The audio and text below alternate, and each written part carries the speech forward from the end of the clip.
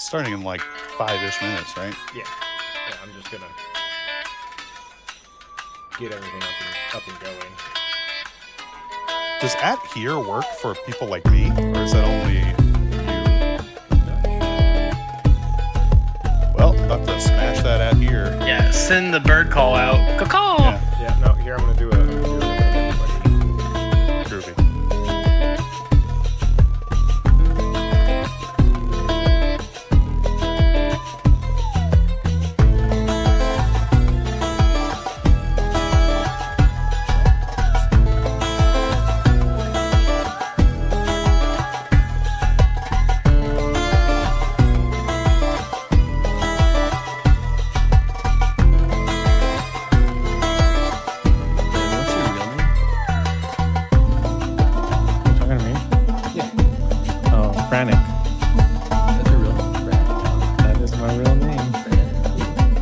Not the only one.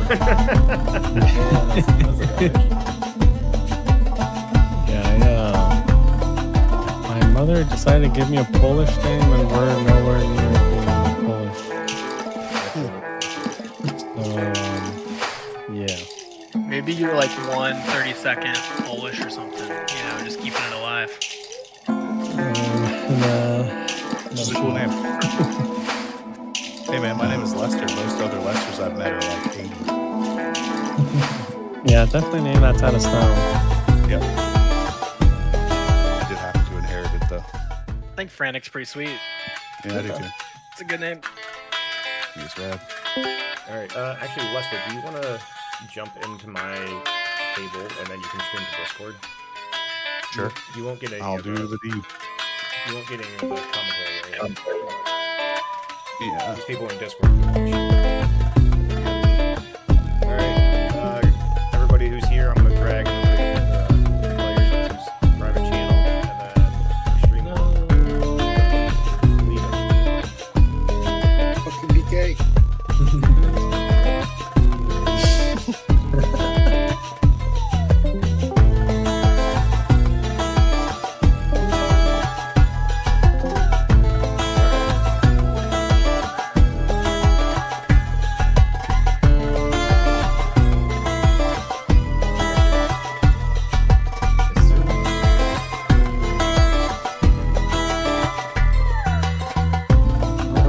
Where am I right now? Okay, I see you. I see us now.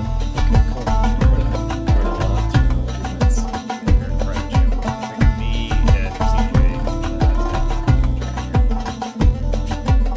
Cool. Is it alright if I record as well? Yeah, absolutely.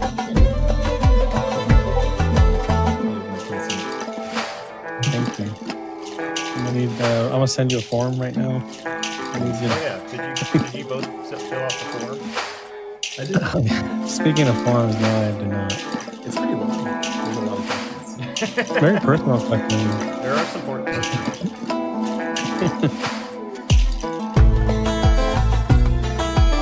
Did you need those filled out now? I mean, it's 6 o'clock.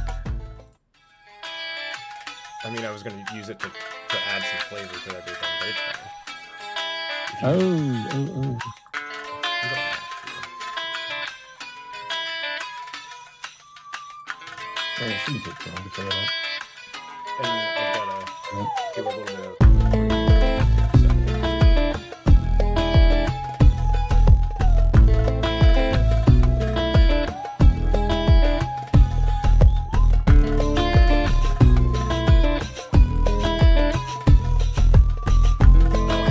Everybody can hear me talking on YouTube, even though I have it on the X-ray thing. Well, that's fine.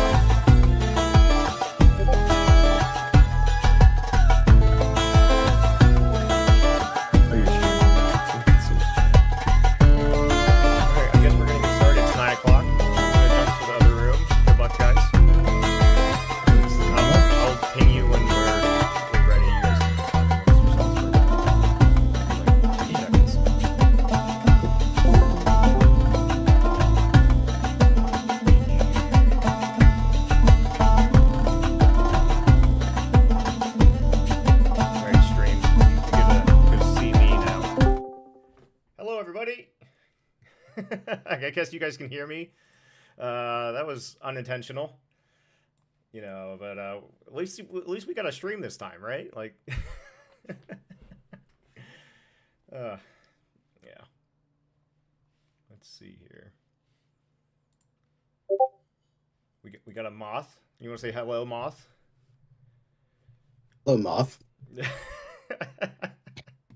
Moth, No, it's nice to be on. I haven't played in a while, but yeah, we have two really cool decks coming up. Excited to see and then do you how want it to? goes, You can all join. plays out. You should be able to join the room. Hopefully I added enough people, but if not, I can stream to you too. All right. I'll give it a try. Yeah. All right. Is my volume okay? Should I No, your increase my volume sounds volume? good. Do you? I guess. Do you have time? I guess you're. It's up to you.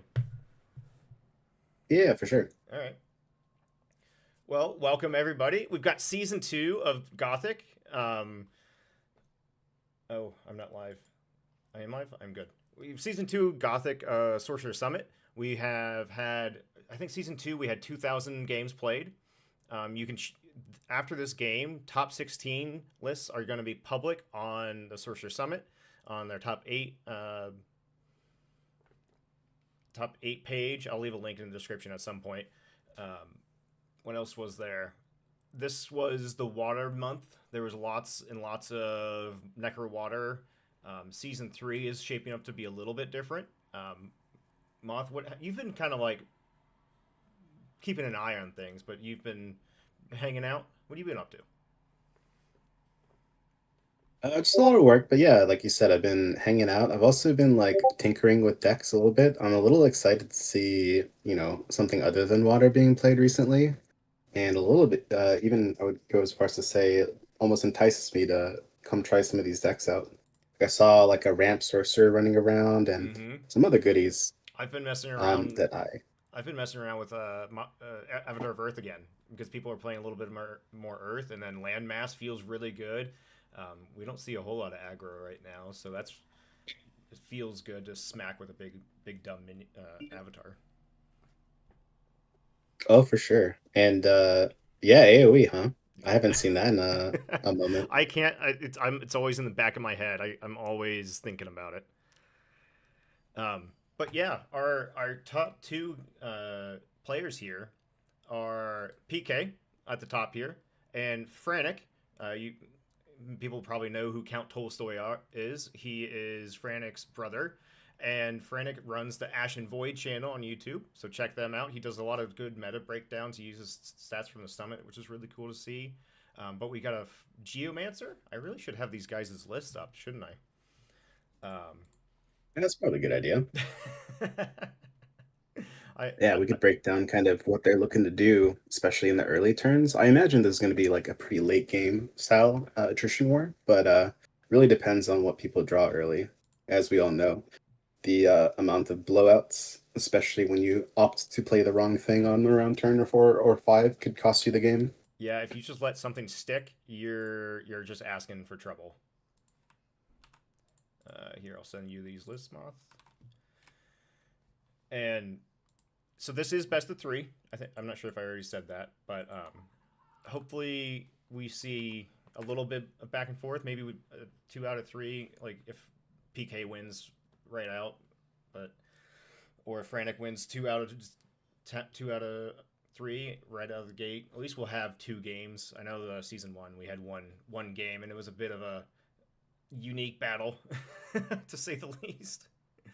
But yeah, so Frantic is on Fire Earth Geomancer, which has been really cool to see, and then PK is on Mono Water Pathfinder, just because curve water stuff is really good. And then I have not seen a lot of Frantic's gameplay yet, so I'm really interested to see how this goes.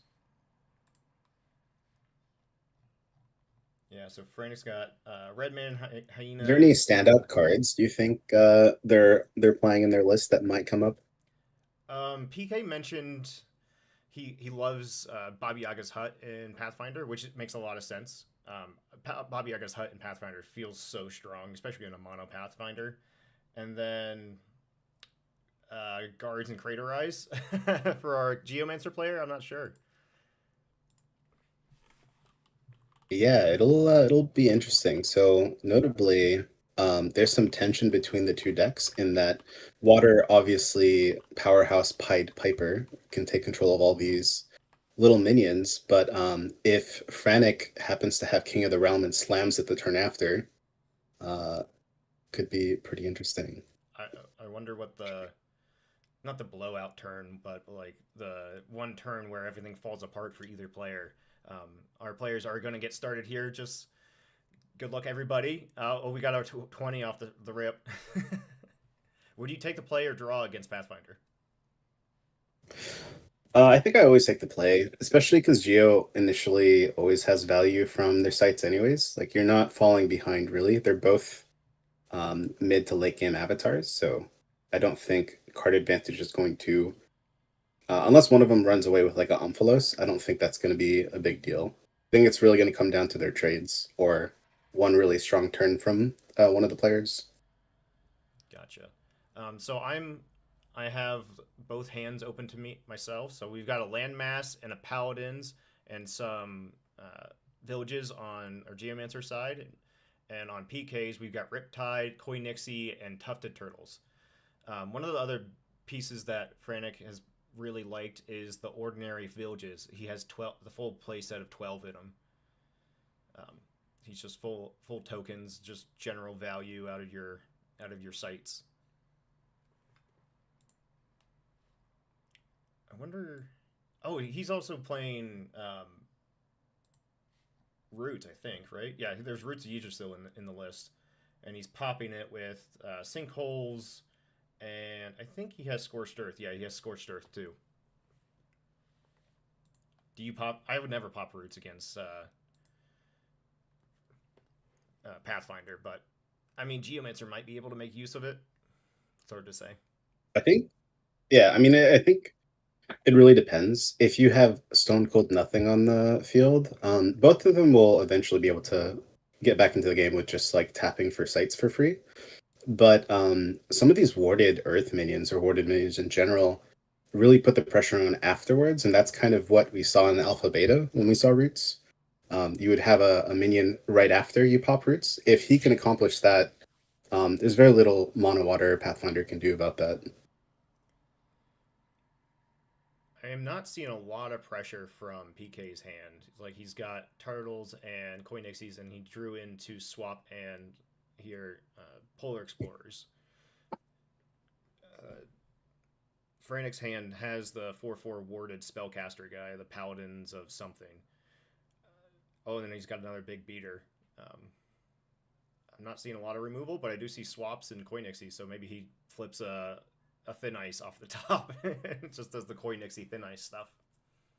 Oh, and then we got Landmass. Landmass has been a standout card in at least season 3 for this exact reason against Pathfinder. You kind of like pressure him with sights, you push him into a corner, and you can go from there. Yeah, just looking at their hands, I think currently, if this were to play out with just the information we have, the Pathfinder seems to be in a bit of trouble. I would definitely favor the Geo here. Yeah. So Tufted Turtles and just kind of chump block for the rest of the until you can get a questing beast down. Oh, is he attacking a foot soldier? I don't know if I love trading a card for 2 tokens. Also, keeping the board clear is worth it. So as Pathfinder, you get a little extra card advantage.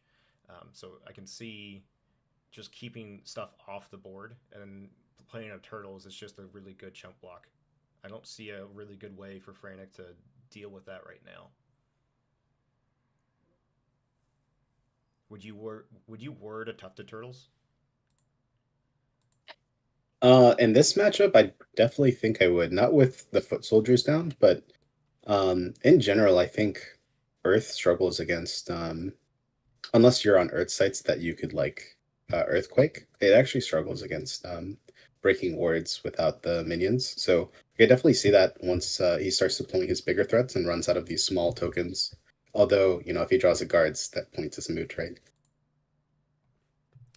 Yeah, I mean guards is is a hell of a drug too. We did so our top 4. We had Frantic and PK, and the other two players were Good Luck Bad on Spellslinger Water, and the other one was Duckworthy with a Mono Earth Magoo, and it has like that token sub theme and playing land masses. So I think Earth is feeling pretty strong, and I don't know. Water's still real good, especially with that Call of the Sea. He can like bait out some more of your opponent's stuff, and then Call of the Sea get a 2 or 3 for 1. Does PK's list go above 6? Does he's just trying to get to 6? Yeah, he's just trying to get to 6. So the site pressure and like pushing him off to the corner, like Frantic is doing, is good, but I don't think it's going to be too impactful. Yeah, I mean, it all depends on kind of how the draws play out. Like if he ends up drawing the Umphalos, for instance, you really want extra mana when that gets deployed. That's fair. Yeah, how many umps does PK have? Yeah, he has double ump and mono water.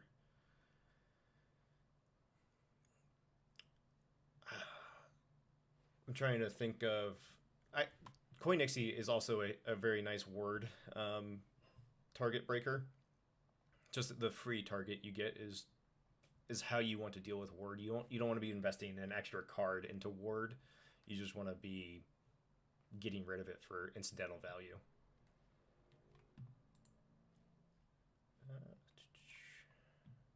Oh, that's interesting site placement. So that boulevard there basically means that PK could theoretically take like 11 and 16 if he wanted to. Oh, I love Atlas Wanderer so much. This just messing with sites, and now he can eat the Koinexi for basically free. So now PK really needs to set up a good Call to the Sea in 2 turns to try to come back. Yeah, if he draws a mix here, that would be Ooh, Plague of Frogs though. Oh, don't! If you go back there, PK, you're gonna get cut off on 2. Yep, there we go. Yeah, I think I would opt definitely to go forward just so you wouldn't get cut off from call. Yeah, for especially sure. in this scenario. And then so site 12 is looking good for a Call to the Sea target next turn. Yeah. One thing to point out from Frantic's side too, I don't know if I would have killed the Nixie in that circumstance. He's not really threatening anything with it, right? It was just kind of played out. I think I would have spent a foot soldier and a minion to get rid of the turtle, because it could just infinitely block off that entire section, right? Yeah, Unless you trade 2 things into it. yeah, we got Plague of the Frogs to infinitely chump block, but yeah, that was his probably one good chance to take care of turtle, like a foot soldier into turtle with the paladins. I think this Plague of Frogs is going to be huge. And yeah, the next turn, if he didn't have that, he might have played Questing Beasts and tried to block the paladins at some point, and then taken 5 from an Atlas Wanderers. So really good plague there. Yeah, well, it wouldn't have just been 5, right? It would have been the 2 foot soldiers and potentially even the gift in his Oh, hand. that's right. He has So it'd be another 7 or 8. That would have been a big turn. Oh, and we have a swap. Oh, what's he going to swap? Atlas Wanderers? He's going to swap his 2 frogs. I guess just waiting for Frantic to play more stuff for the Call of the Sea. Or so he can get in. Interesting. I do like, Yeah. like, I don't know. it's a tempo play, Good. but swap is kind of like you can really blow somebody out with a well-timed swap. Yeah. Although I would say in PK's in a precarious position. He's definitely in the control seat here. I think your assessment was right. I think his way of getting back in his mind in this game is landing a good Call of the Sea. So I could see him trying to buy as much time as possible. Yeah. I actually think Plague kind of forced his hand in that way. Now he's bought himself some extra turns, so he's looking for extra value. Yeah, so he's just gonna chump with the frogs until he can't chump with the frogs any longer, and then try to get even more stuff. Um, if I'm Frantic, I'm probably wanting to play up to Boulevard and try to like spread out my pressure. I think the Atlas Wanderers and Paladins right next to each other was a really good, uh, what do you call it? A really good target. Oh, I'm getting all lost in the sauce here. Why play Landmass first? Tap Geomancer, hit 17, and then use Landmass, hit 16, lock PK to 5. Yeah, I definitely think that was a misplay from his end. There's no point in not doing that, and that just enables a lot of his 6 drops. Yeah, I think playing against either mono red or mono water Pathfinder, 6 is like the magic number. If I can prevent them from getting to 6 for some reason with a sinkhole or like a forced movement, and get them to 5, and they can only do like one weird thing a turn, I feel pretty good about that. Yeah. And that turtle, I think, is going to really come back to bite him here. Like, he has no good way of dealing with that in his hand other than Sister Stephania. But if he plays that out and that also gets eaten by the, what's it called? Oh, we got a sinkhole. Ooh, Oh sinkhole. no.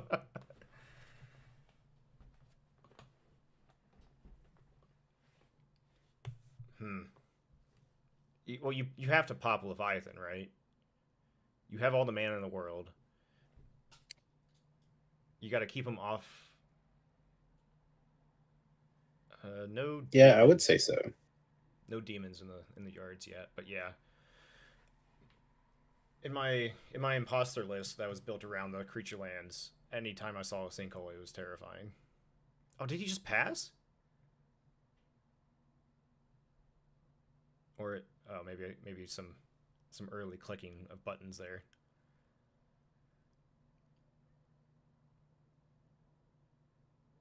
Come on, you have to pop the Leviathan. Well, he doesn't need to do it this turn, but I definitely like, would. But like, it's just more sight and mana hate. So this turn he gets to 6, and then I don't know. It's just like yeah. Oh my god. Oh, that's gonna come back. I could tell this is gonna be. Oh no. Oh, interesting.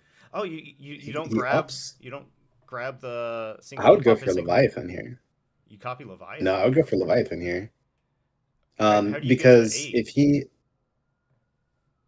how do you get to 8? How do you get to 8 threshold in this position? Like you walk all the way back. Well, to he 1 has and 2? the Riptides we know about, right? Oh yeah. So he could reposition. It would take 1 turn off, but he's guaranteed 2 more slots. So as soon as he gets to 6, he can get to 8 in 2 more turns. Yeah, that's a hard one. Do you copy Leviathan or Sinkhole? It essentially does the same thing, right? Like you you get to keep your Leviathan, at least one of them, but if you copy Leviathan, you get another water threshold, and it forces Frantic to pick 11 or 16. Call it a C? Alright, to clear some... So he's got an Atlas Wanderers. That's still 2 turns away from doing anything. Oh, he's got his sisters. Do you like that call and see there? I don't know. I feel like he waited so long. Yeah, but only got 1 minion and a couple tokens. Yeah. Well, he got 2 minions, although one of them was only 2 power. Oh yeah, he got the hyena. But like, yeah, I don't know.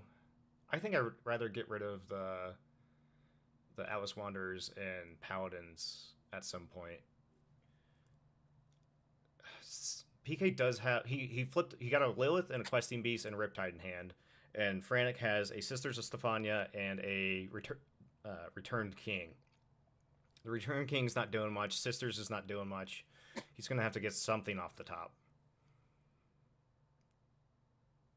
Yeah, I think PK definitely lost some edge there. Like if he had waited, because he still had chumpers, right? He wasn't in any mortal danger. No, if he waited one more if he turn. waited even a turn or two, yeah. he would have probably scooped up another creature, and I think it would have probably been pretty close to game unless the Geo could land something pretty huge, like a what's it called? If he like top decks a Craterize or something. Yep. Hmm. So flip to 16 and maybe Riptide some shenanigans. So yeah, like last turn, I think PK could have played a Lilith or a Questing Beast to like have another engine of pressure, and that Boulevard is just a very far away site for uh, Frantic to deal with. And so there's the sisters and taking care of the turtle.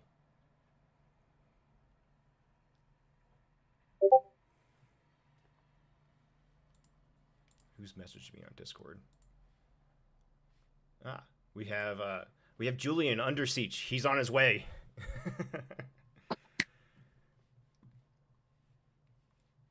I definitely feel like he PK threw away that tufted turtle. He didn't need to be aggressive. 4 damage versus a relevant blocker for all the big minions, I think is not worth the trade, especially in this board state.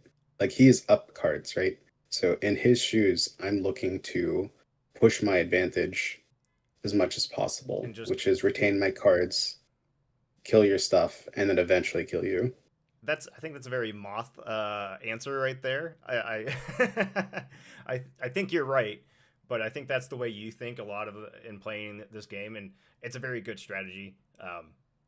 I would agree with you. I just don't think a lot of people think that way of like, oh, we have a Lorelei, so maybe this doesn't even matter. um, yeah, no, I can see where PK's coming from. Oh, did he flip a sinkhole off the top? He did. Oh, that's amazing. That's hilarious. Hmm. Yeah. One thing to note too about these ramp style decks, if you look at 3, and this is one of the precarious things about like spreading out too much. If we look at site 3 and site 6, if PK plays a Lilith there and flips over something big, there's 2 sites that this Geo cannot defend efficiently. And now there's a bunch of pain points for him to try to defend once PK turns the corner, assuming he can. The ramp stuff is really cool. Like you said, but it opens you up to so many more avenues of attack, and like, how do you defend site 7 and how do you defend 4 with 1 minion? You just can't. And so there's always going to be a spot where you can't defend, and you're always going to be taking damage, at least into the mid and late game.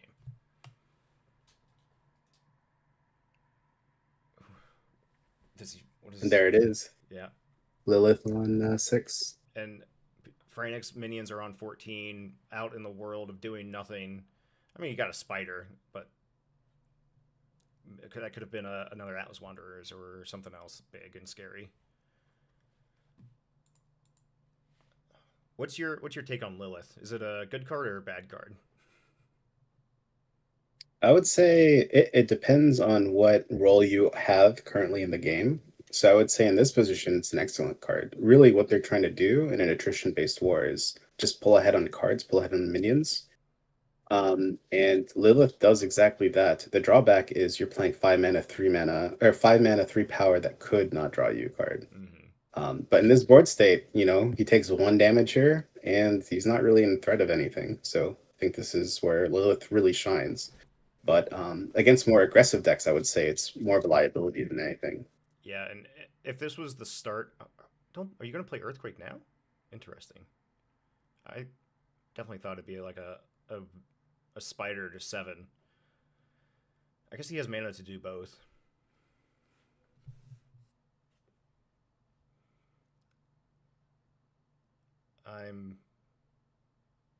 Oh, he's trying to punch the Kelp Cavern. Just to try to like create more pressure. So this is 7 damage, so like if you see a Lilith and you have no way to deal with it effectively, and you can block your 7 site with a spider, here's your pressure of what is PK gonna do about this? Yeah, and this is honestly the only way that Geo is going to be able to win this game at this point, other than drawing top deck and Craterize. He needs to be racing. So I think Frenix assessment of the situation is correct. He needs to spend cards to put tempo up. I don't like that spider. That I think actually in this position, I play that spider on top and try to attack with it as well. Yeah, I can see where you're coming from if you're just looking for absolute pressure. Um, I can see also like a Lilith going and wanting to protect your site a little bit, but you're also down on cards. PK has four cards in hand, and you're like, if these two or three minions get taken care of, I'm basically out. I guess PK plays Lord of Lies on 9, eats the Atlas Wanderers, flips Lilith, and does He Lilith can't. things. He Oh, can't. because of If he plays Sisters. Lorelei, it's silenced. Yeah, Yep. Sisters. Mm. So that's why I was saying like Spider here would be like even just a two body. He has so much pressure in that one spot. PK needs something to remove that sisters so they can cleanly kill the Atlas Wanderer. And he can't play Stag with Ward because silenced. Sisters of Stephania is a really good card. I've played it in a couple of my Earth lists. All these water cards that have all like these ETBs or recurring effects or whatever just get shut off. The silence effect is very strong just because it removes a lot of value for not a lot of cost to you. Yeah. I also want to point out that it is rather interesting in this position, like some of the decisions that have been made, right? The Lilith on 9 because you thought you were the aggressor, when in reality, The you know, earthquake said flip of a no. switch, all of a Yeah. sudden, yeah.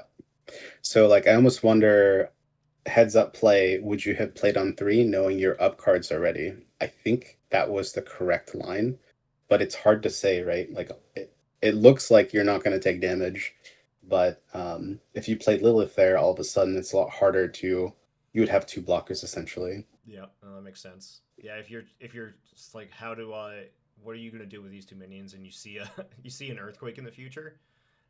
Oh, man, that's a hard Right? one. That's a hard one to see. Yeah, and then from PK's shoes, he should really be asking himself because he certainly was in a dominant position. He should have been asking himself, how do I lose in this position? And I think that was probably one of the few lines that he could lose from. This Lilith and Spider are not. So speaking of switched, like Lilith and Spider are not going to be doing much for any good number of turns. So we need a Lilith trigger, I think. Yeah. Let's see if they see it. Also interesting, I actually agree with what PK is doing here. He's basically saying, I'm going to door, but I'm going to take you with me Yep. as best I can. I'm gonna. Oh, okay, they got the Lilith trigger. Nice. Yeah. No, you just race at this point, right? And then you see who has a better finisher, and go from there. Right.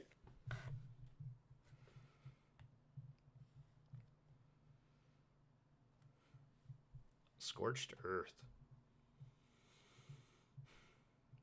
So PK is getting hit for 5, 6, 7, 8. Going to door. Yep.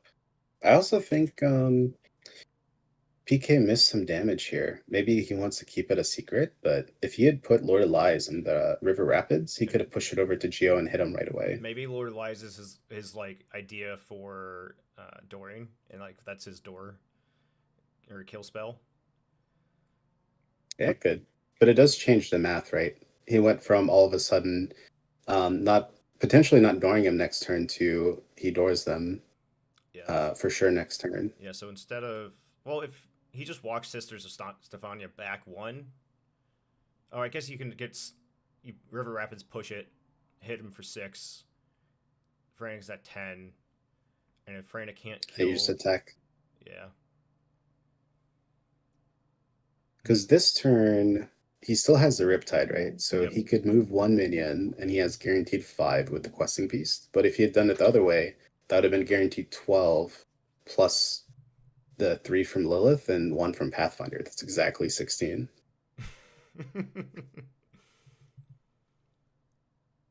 Hmm. I know we pointed out a couple like different lines that each player could do, but man, this is getting kind of close down to the wire of like, I'm the aggressor. I'm in control. I have the pressure. Flipped it on an earthquake is very fun. This is a good game. Yeah, I think this is actually one of the few games I've seen in Gothic that seems like a very strong back and forth. Lots of decisions actually mattered here.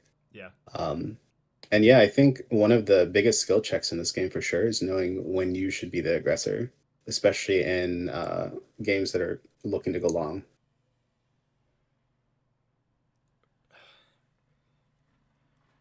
Hmm.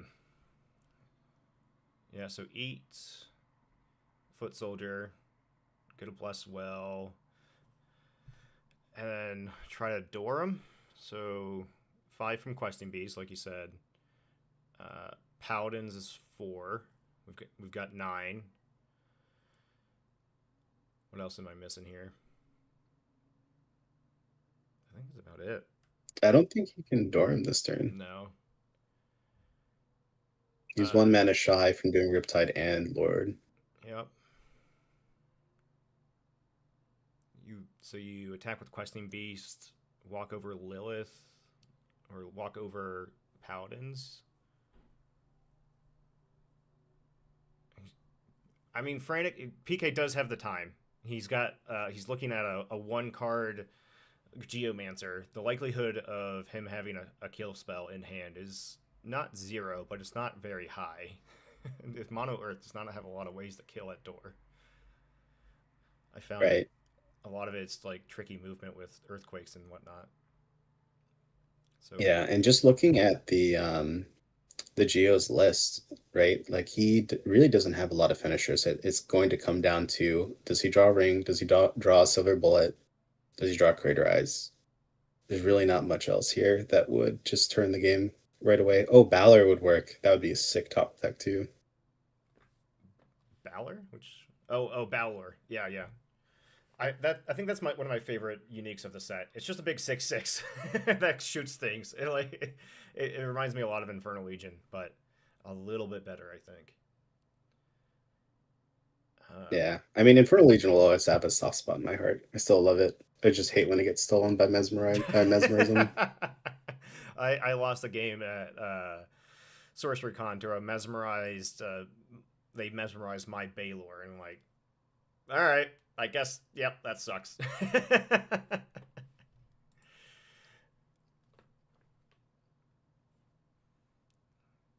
What else do we got? So PK attacks for 9, flips Lilith, and do you play? Oh, PK's messaged me. What we got here? We got a rules question.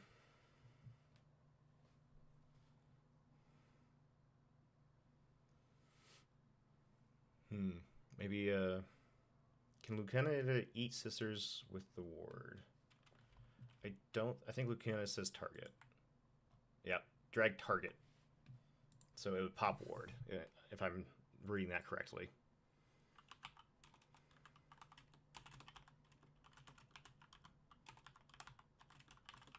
Interesting that he's considering the Stefania problem here. At this point that you're racing at, I wouldn't be too worried about it. And if anything, I feel like doing that to eat the returned king would be probably a better way to pressure. Oh, it is a 4/4. So yeah, I can see eating Return King and then having pressure for when you get them to door. And like Return King right now is a chump block, right? And yeah, PK doesn't really have a good way to. Oh, I guess you have Lord of Lies and pop, and like you can use your their chump block against them, kind of thing. And right now, Lord of Lies would be outside of the sister's aura. Yeah, that the paladin should lose the ward here if he goes next to the sisters. I will message them. Yep, they got it. Nice. These are good. These are good players. They know their triggers. They know their status effects. I don't, but they do. There's a reason they're in the finals.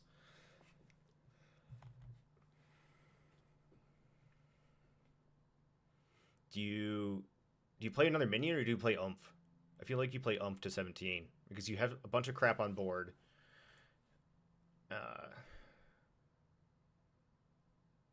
maybe I don't know. Lacuna. I think I would play Lacuna Yeah. because really, at this point, it will draw you cards, but that's not what PK needs right now. I think PK needs to door him, and then you should be worried about finding your finisher. Because right now, it's just Geo wins if he top decks something. That's a good point.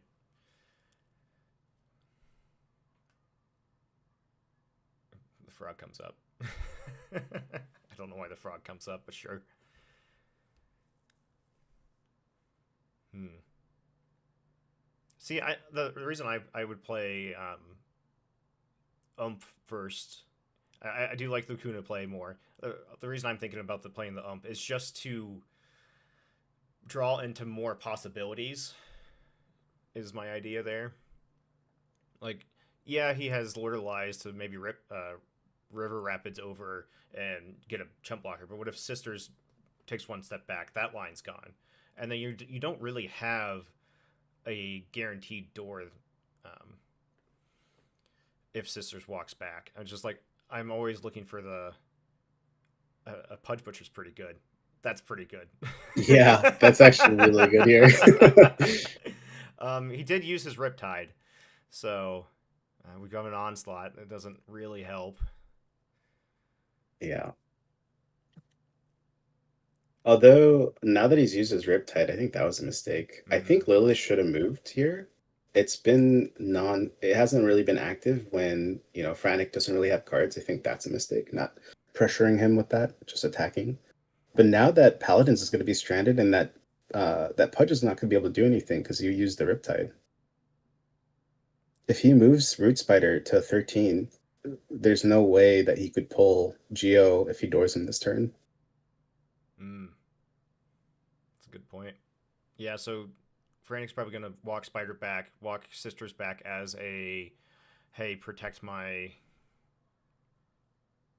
I don't know, ETB trigger stuff. So, walk everything back? No. What are you chump blocking? Yeah, with? I think. I don't think he can. I don't think he can stop getting doored. No, I I'm thinking about think. like you just accept you're going to door, and then where do you want to Mm, be when you are at door? Um, right. hmm. I think I would be moving Geo up. In the line with I Pathfinder would probably. or Pudge, because this turn Frog can get out of the way, Pudge Paladin's off, and then you're kind of like in no man's land. Right. I mean, the trade-off is you could always move back to 19 if you want. And he doesn't know this, but if he moves to 9, he's actually safe from Lord too because of the Stephania, right? Yeah. Oh, interesting. What is Scorched he's Earth. pulling up? Maybe you're just gonna try to flip. Oh, he's gonna prevent himself from going to door with the Scorched Earth. Oh, interesting. Oh, does that work? Yeah, why not? He's at 7. Oh, and again, this comes down to I really think that was a huge misplay on BK's part. You need to assume that your minions aren't going to stick all the time, Mm-hmm. and not moving Lilith here actually prevents him from taking him to door again.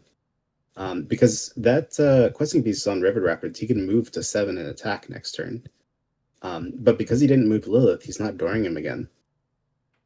And because he used Riptide, he's also not dooring him with the Paladins, which is not great. Oh wait, he has Lacuna still. He's not accounting for that. He's got door. Why didn't Yep. I think in Frantic's position, I destroy any point of avenue I think my opponent can kill me with or like take me to door. I pop 18, 19, and 7, and Yeah. then I'm still at door and I'm still digging. I still have time to find a finisher. I still can. Very interesting Scorched Right. Earth. Yeah, I think for sure that was a mistake on Frantic's side. I agree with your assessment here.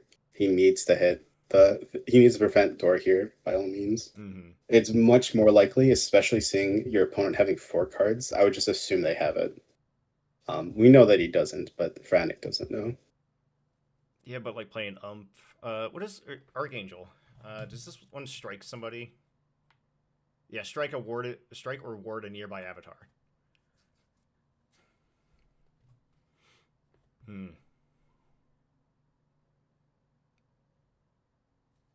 So, this is.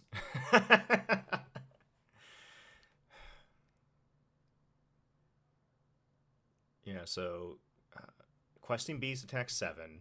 Lacuna attacks 19. There's 9 damage. He's at door.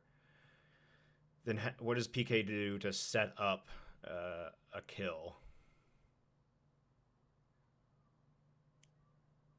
Walks Yeah. I Lilith think up. another question he needs to be asking is how does he die from here? Mm-hmm. So we know that Geo realistically cannot create a rise next turn, so that limits his options.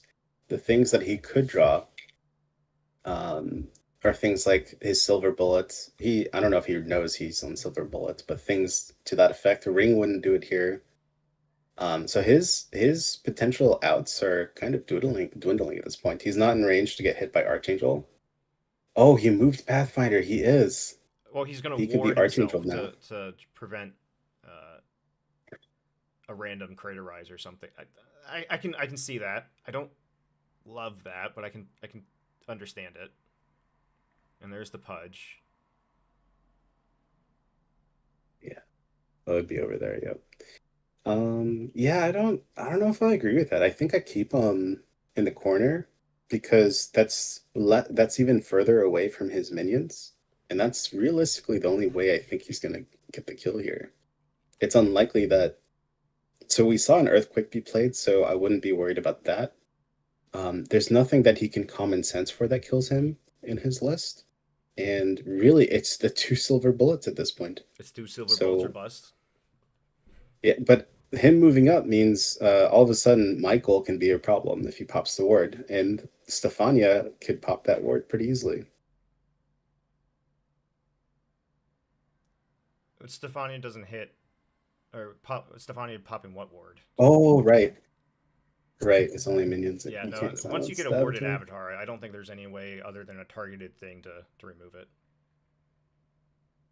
You are correct. Yeah. Yeah, him. Yeah, I think the Pathfinder is definitely more likely to win at this point, but these definitely still has some outs. This was a good game. This is a good one. Game 1 of 3.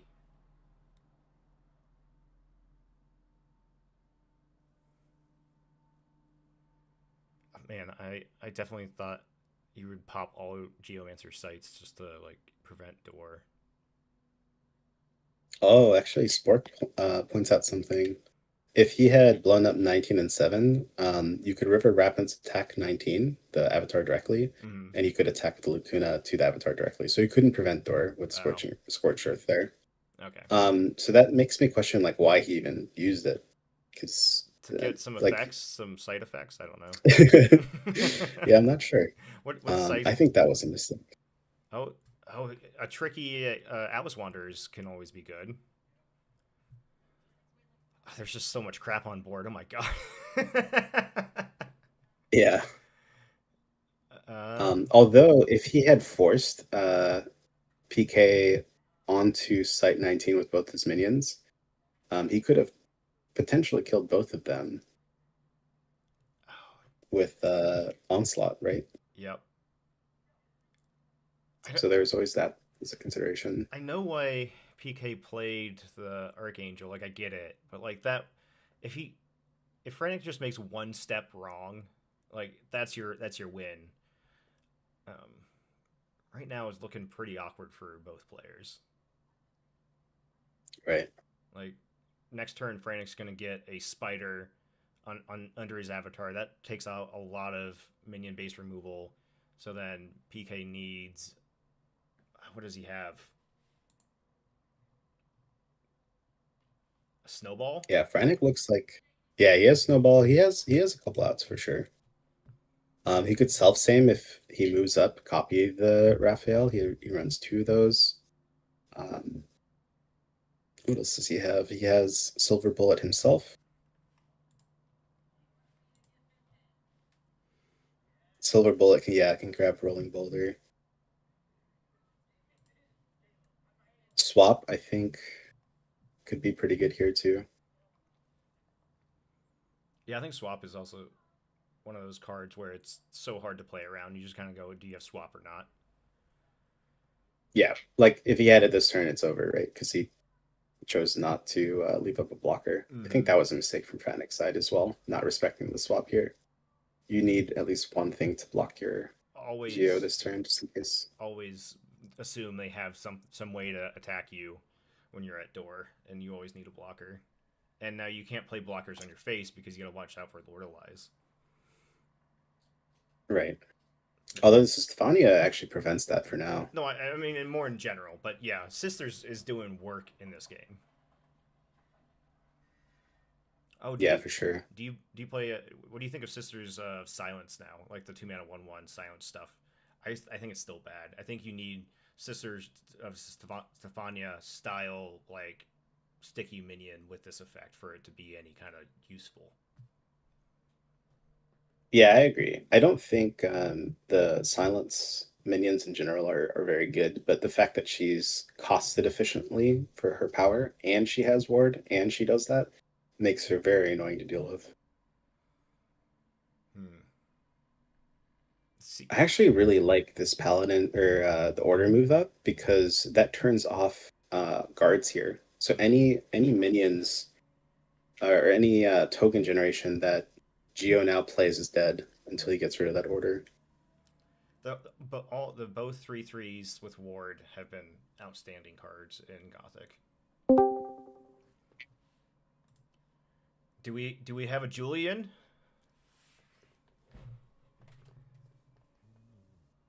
Oh, sorry everybody, I gotta. Discord is a lovely program. All right, there we go. I'm back. So welcome, Julian. We're on the very precipice here.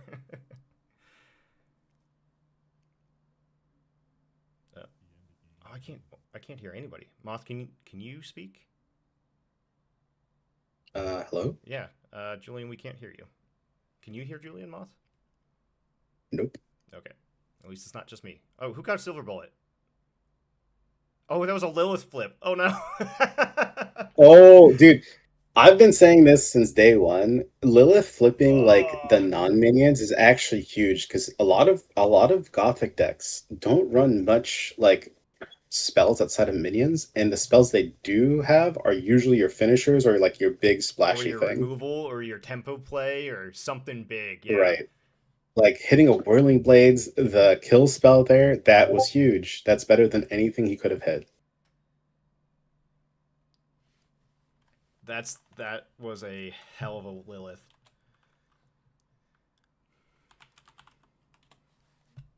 So if he did get that that Silver Bullet, what does he get? Poison Nova. He doesn't have oh, collection. That's what it is. He has a Holy Nova. That could have been a tricky win there. Or no, he has a Searing Truth. He could have Searing Truth. Yeah. No, he it's a win for either one of them if they draw it. So, Moth, have you been keeping up on the tournament prize organized play stuff and the promos for that? No. Are you talking about like sanctioned play, like Yeah. SCG Con? SCG Con, Nope. the new top prize is a foil alternate art Silver Bullet. The general vibe is like meh. Hopefully, maybe after this game, people are going, "Ooh, Silver Bullet! Maybe it's a little better than we thought." Yeah, maybe. I mean, Silver Bullet does give you immediate access to things that generally will kill your opponent, while ordinaries may not. Yeah, like you can get lightning bolt or grapple shot, which maybe in this board state would not win.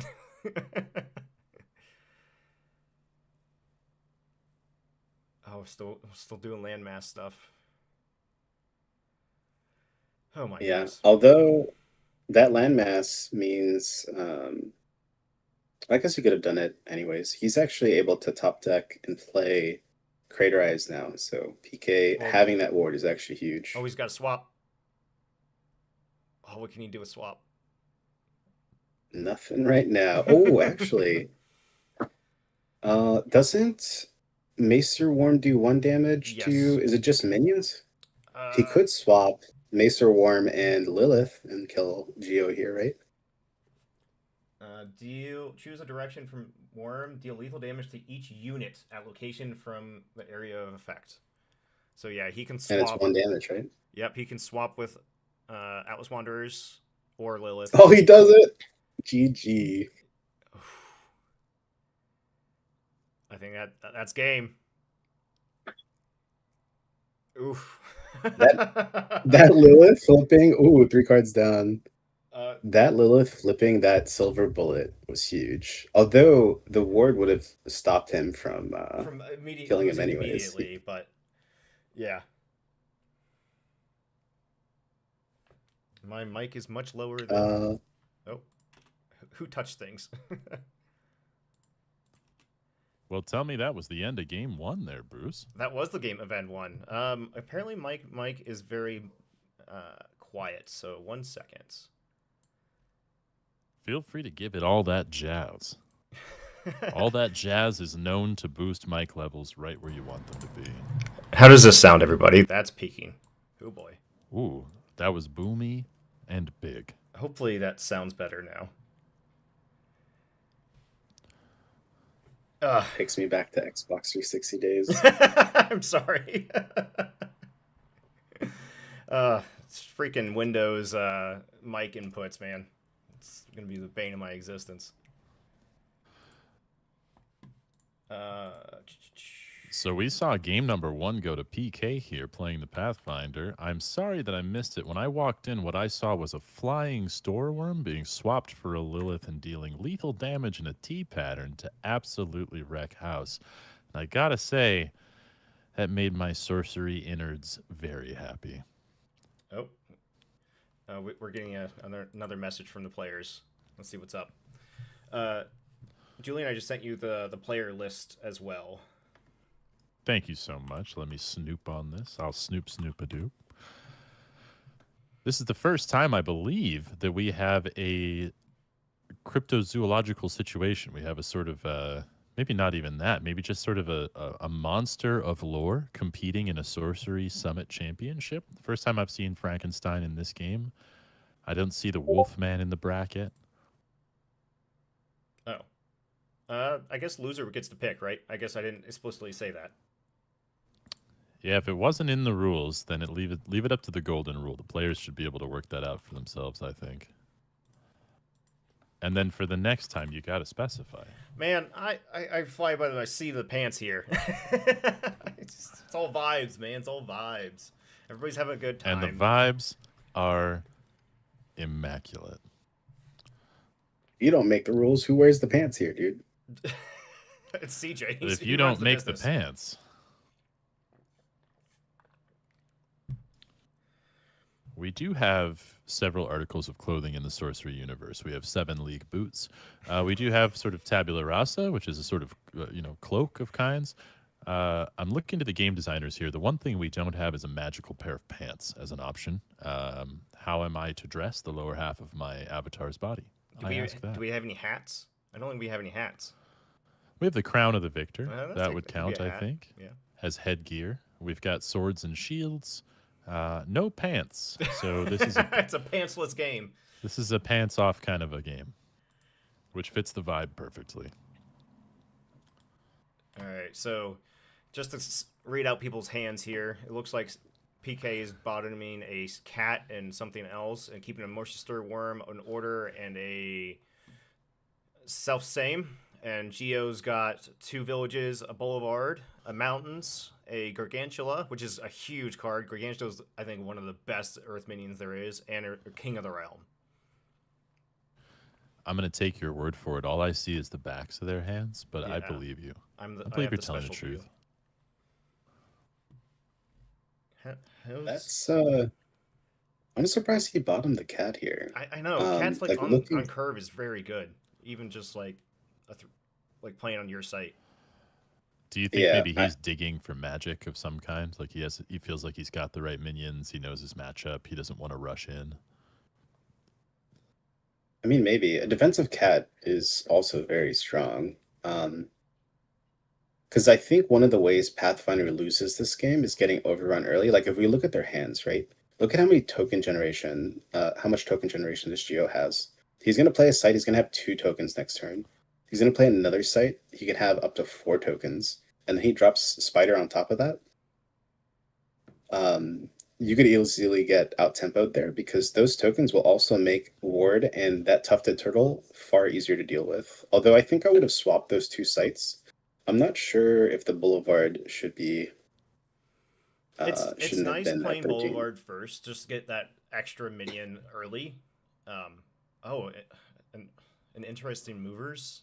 I think I would have saved that for some tricky shenanigans, but if he's just going all out, next turn he has Spider to eat whatever blocker, and then just keep the early pressure up.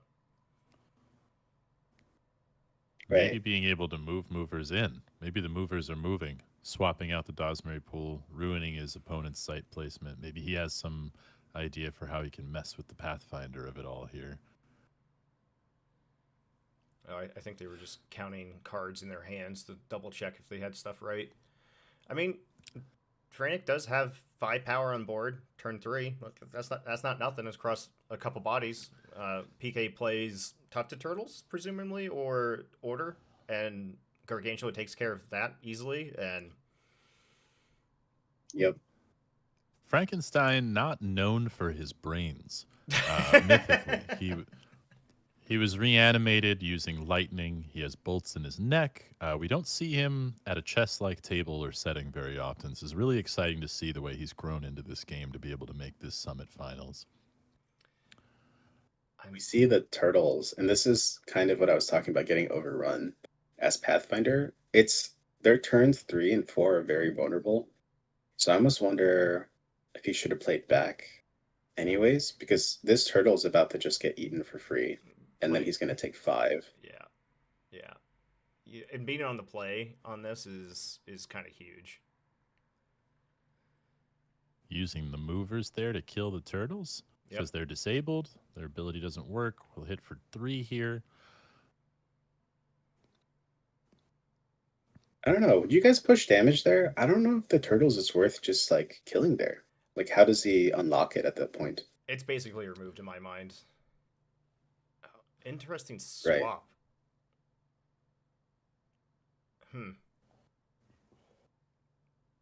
I don't know.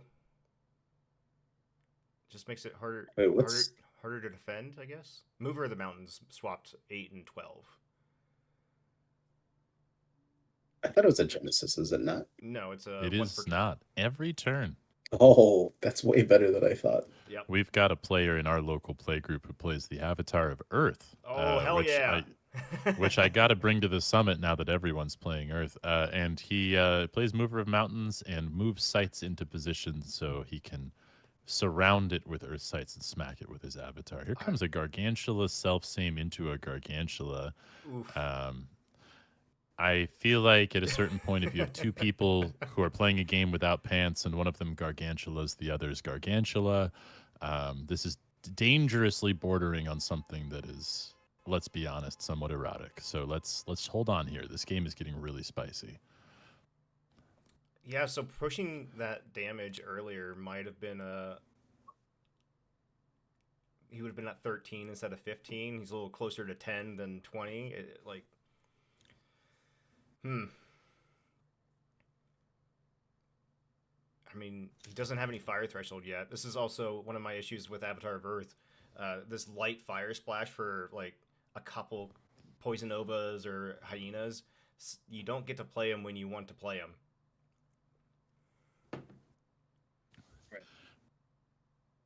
I wonder if Frankenstein saw something in PK's approach in the first game that made him think that he really needed to just rush this down as fast as he could to take the advantage. Is it these big minions like Storeworm, or what do you think? I think it was just a product of his hand. He had he was on 5 the power play. on turn 3. Yeah. Yeah, and on the play. And Spider to remove whatever turn 3 blocker.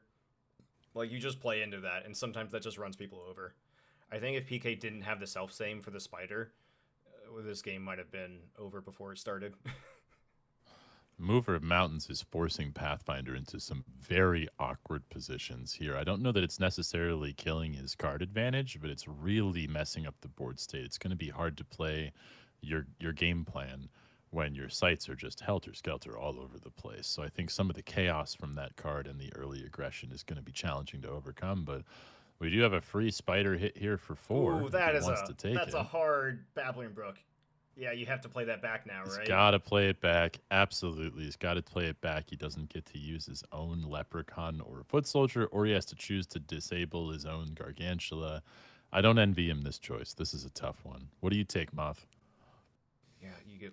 No, I think you're right. You have to disable the incoming damage, because otherwise he has Door on board, right? Yep. Absolutely. Do you pull in an Abyss, the Mover of the Mountains, or do you just play a 3/3 warded guy? PK is at 6 with the core, so he could next turn double 3-drop. I don't know. It's a bit of a hard one. Yeah, hard to say. I think the way that he wins this game, because at this point, I think if you're in PK shoes, you probably accept you're going to Door.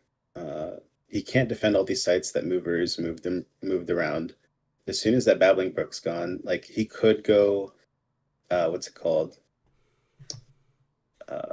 What is that thing? That card that I never play? Silver Bullet. He could go Silver Bullet, roll a boulder here, and that would be pretty impressive. But it still doesn't prevent you from going to Door. No. As a fire sorcerer myself, we are forced to use Silver Bullet because it's the only time you can use your collection for good. And I think I agree with what Bruce said in the first game. I think Silver Bullet is actually something we're going to be slow to recognize in the meta, but I do think it has a tremendous amount of value. The quality of spells you can dig at is very good. I think most of the time you're going to want to play Silver Bullet on something that's not your avatar. So these skeletons would be an excellent place to just plop a Silver Bullet. But he's not the one with the skeletons or the foot soldiers. He's got really nothing kind of going for him with Pathfinder here. I'm kind of surprised he's not playing Toolbox in Water. I could see it if I was going to make a bunch of tokens, but I'm a little shocked at what PK is doing with Silver Bullet here. Of course, looking at his collection, which also... PK's deck is called Flip and Drip, and it has a drippy water emoji on it. I think that's very important to call into the common space here, because that's a little nasty. And also, I think his collection does have some pretty good cards. And he's playing Dredge, he's playing Geyser, he's playing Font of Life, which is a tough one at this juncture, but it could be good in some situations. He's got 3 horrible hybrids, so maybe he's hoping to play into those sites. Mariner's Curse, Mimic, which can be a great card. I think it's underplayed, and beautiful art by Alan Pollock. And then, yeah, like Moth said, Rolling Boulder and Snowball out of the collection can be some big plays, but you do need Silver Bullet to stick for a turn. And that can be tough, a tall order, especially in a board state like this where you're overwhelmed by tokens. PK's one of PK's favorite cards in one of the player in the feedback forum. He said it was Rolling Boulder, so I can't say that Silver Bullet is not just an excuse to play Rolling Boulder. He's also a big Avatar of Air fan, and Rolling Boulder goes hand in hand with Avatar of Air. So I think it's a bit of a holdover. Is my guess a little bit. Well, we saw an Avatar of Air take down Summit Season 1, right? Sam played it absolutely beautiful, and just like his username, it was a good-looking win. when he took it down.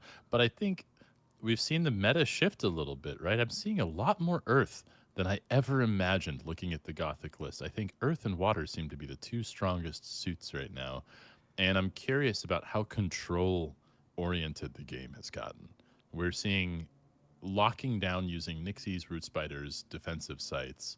Um, a wildly aggressive game out of Frankenstein here. I'm not sure that's exactly what his deck is built to do every time, but mixing the skeletons and the foot soldier tokens right now, his board presence is incredibly strong. So about I- the tokens, Moth, you were talking earlier about the ramp style decks, like spreading your sites everywhere. Playing all of these villages protects against Atlantean Fate, which was really popular in Season 2. Water's still really good. And if you play these sites so far out of the way, how do you protect them? These foot soldier tokens can protect them for at least a turn. And maybe that's all you really need them to do.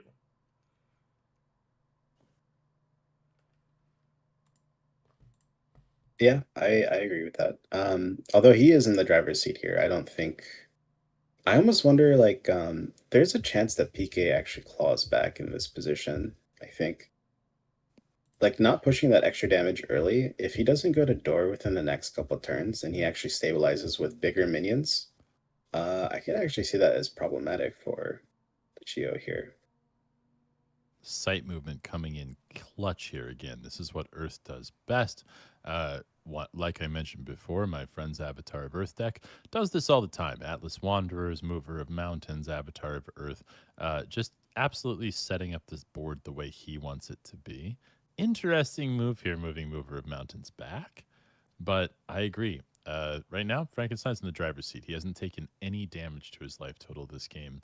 I do have to agree, though, good modern control decks are very patient. They use life as a resource. And at this point, you're not on death's door yet. Anything could happen. And if he finds a way to do a board wipe here, if he finds a way to do a mass clear, I think PK could still be in the running. He's very patient. He's got that Aquamarine core. He's playing Silver Bullet. He has that sitting on him right now. That So he Silver has Bullet's access to his gonna entire help. collection. It's like a random. It'd be rolling really board. awkward if he just played a horrible hybrids with it. Yeah, don't do that. I do think he's maybe trying to assess the board state with all these tokens and considering something like a snowball. I really think snowball is one of the most underrated water spells. I think that you can clear the board with it. It's very strong against necromancer. It's very strong against all the soldiers that go down on the board. If you can line yourself up just right, a snowball can be a huge play. So yeah, Oh, interesting. So from the board state that you're looking at, you would go for a clear here. I think in PK shoes, he needs to accept door just like first game. Like, I would probably attack the minion at 6, and looking at his 2 placements for his minions, his Gargantua and Oak, they can actually start swinging, and he can run away from the tokens at the top and just say, well, I'm not going to deal with you. And it might actually turn out to be 7 damage a turn. That essentially means 3 turns until door. You think he just lets himself get hit and tries to race down? You're going to yeah, door and no it looks matter like what. that's what he might be doing. So PK Yeah. took care of the skeleton, which was kind of interesting to me. Why not push the damage? And I guess he has a big old worm to to throw down too. But Frantic does have 2 dead cards in hand. He does not have any fire. Poison Nova and Redmane Hyena are rotting in Frantic's hand. What he has on board is kind of what he has. He has a Return King and a Spider. I mean, PK doesn't know that, but yeah. Just accepting to go to Endure. So weird. Yeah, that was a weird turn. This Yeah. is a very strange board state, and I'm surprised by a lot of things. That Storeworm coming down is very interesting. I think it's also interesting that Frankenstein was written by Mary Shelley when she was only 18 years old. And I think that's a very important piece of information that we should have Oh here. yeah, the Frankenstein author is important to sorcery. Well, is his name Frank, or is this actually Frankenstein's monster? No, and I think the name confusion his is true name interesting. is Frantic. His actual name is Frantic. Gotcha. I mean, because Frankenstein is the name of the creator, Victor Frankenstein, not the monster. He's never named in the book. The monster is never named in the book. So we could call the monster anything that we want. We could call the monster pants, which is something that sorcery does not have in it. There's no pants in sorcery. I'm gonna stop you there. This sinkhole is super punishing. Getting rid of, like, disabling a worm sounds pretty good to me. Yeah, that's super rough. There's no pants that I know of, and there's no gloves. Why are there no pants or gloves in the game of sorcery? I'm glad you could join us. I'm very happy to be here. Okay. And here's the return. Here's King of the Realm just doing this, like, they gotta change these rules, man. The take control of stuff. What do you mean though? What do you mean by they need to change the rules around taking control? It used to be once you took control, you took control of that game object, and so it would become summoning sick. So, like, stealing your opponent's minions were it sucked, but it wasn't such a tempo hit.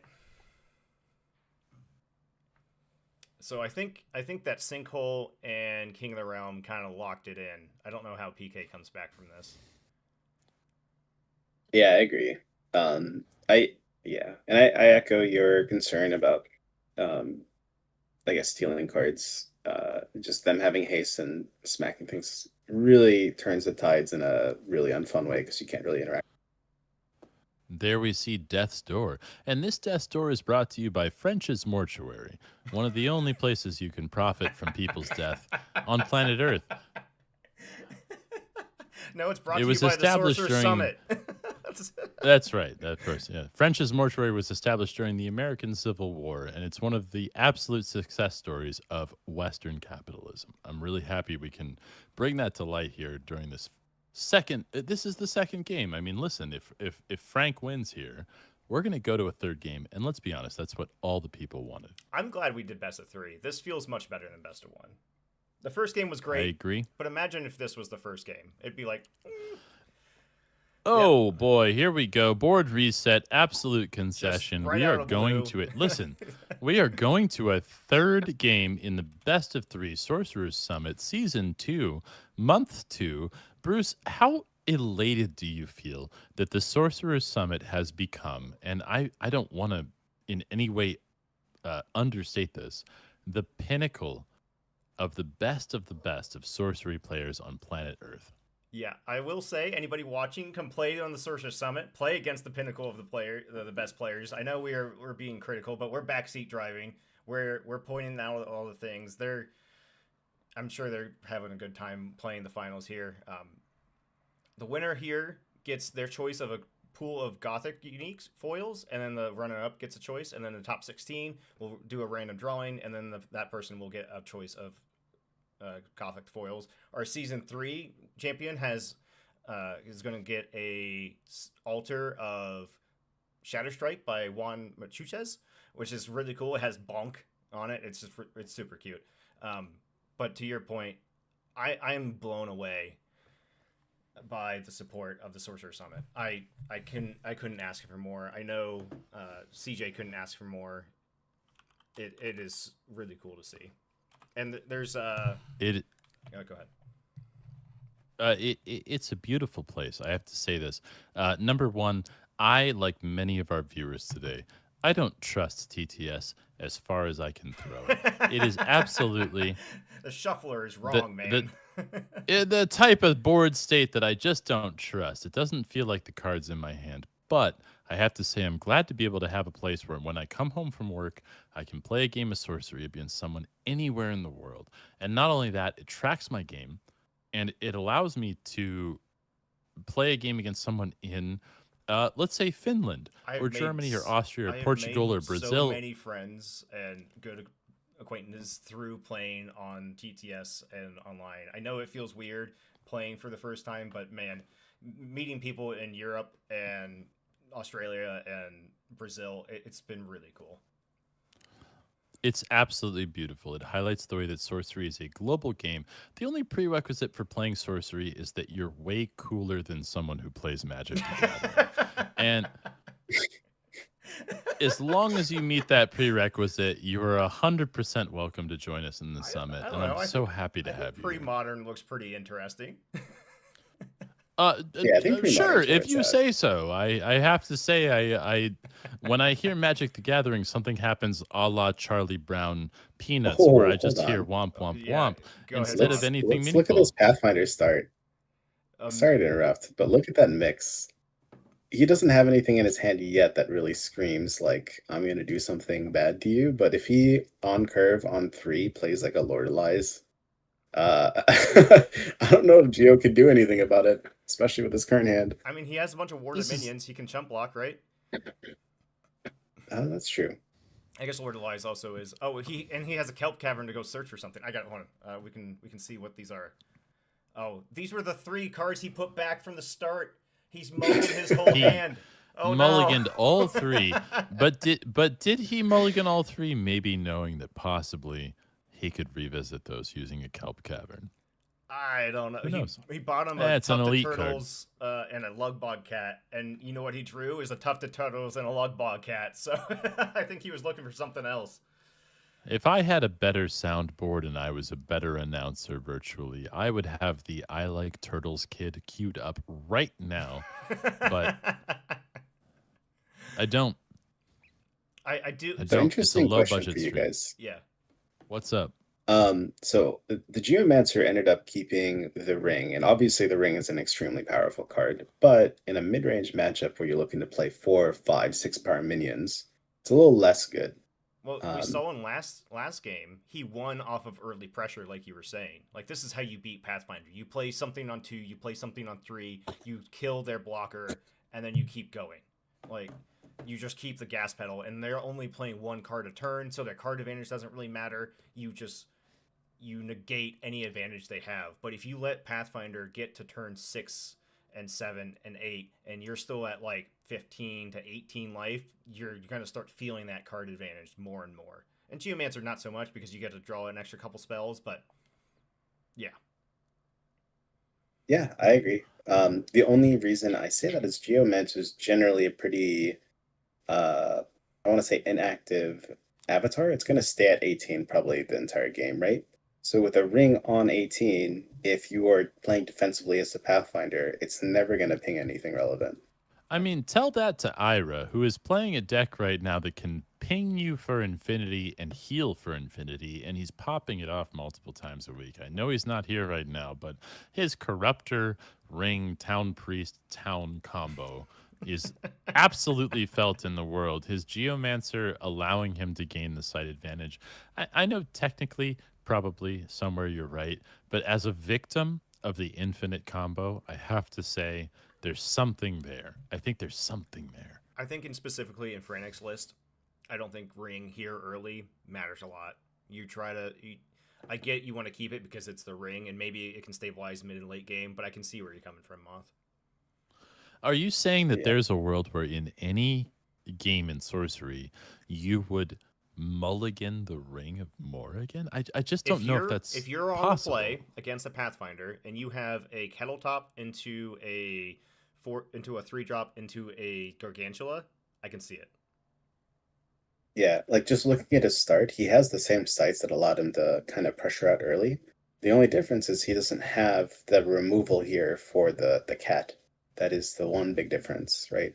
So had that been A Gargantula. a piece of removal here, yeah, it would be, well, that's kind of removal. Nice Archangel. Yeah, that Also, Archangel would I've just received a message from the German consulate, which I wasn't expecting. I didn't think they were watching the Oh, match no. tonight, but they've informed me that the name is Frankenstein, not Frankenstein. I'm very sorry for mispronouncing that. I want to be culturally sensitive. This is a match between PK, which may mean party kill. I'm not sure, or It's maybe Potato his Knight. name is Patrick Rogers. He's a Potato farmer. Knight. I got you. So- He's a potato farmer. Moth, what do you Many of my Wait, we just ancestors were saw potato farmers. we just saw a huge misplay from I think the Geo. In his shoes, he's already being the aggressor again. Like in this position, he wants to be aggressive, I think. But him playing that non-Earth site means that he cannot play Archangel next turn. Yep. Yep. Also, he should not have got that rubble from playing the Earth site or the non-Earth site there. I will Is jump over. is that true? Do we? Hey guys, does Frantic get this rubble from playing Desert Bloom? Yes. Oh, because it comes in as Earth? Yes, it's also in the latest changelog. They clarified this, but yeah, that's because it sees it as an Earth site. It produces the rubble. Sweet. All right. Good luck, guys. Mhm. you. Genesis, right? So when it comes down, it is not an Earth site. It has to resolve its Genesis. I hate to break it to you, Moth. You are wrong.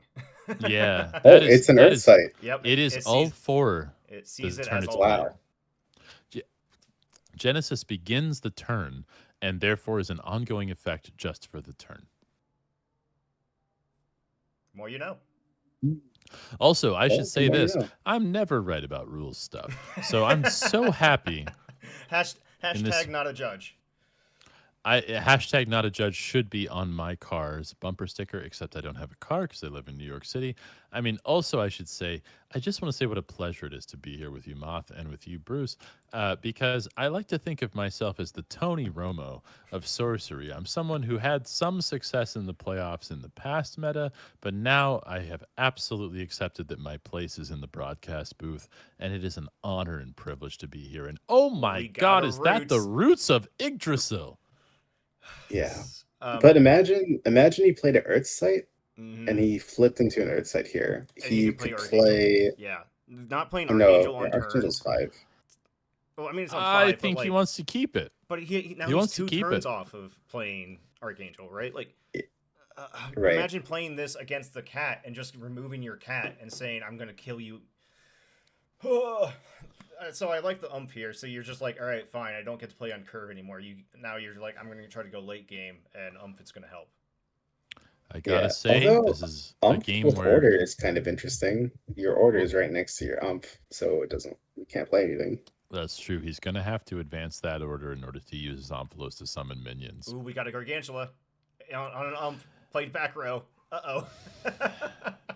I don't know why, but to me, Gargantula is just such a spicy card. I think both players playing Gargantula may be an issue because of self-sames and evil twins and things like that.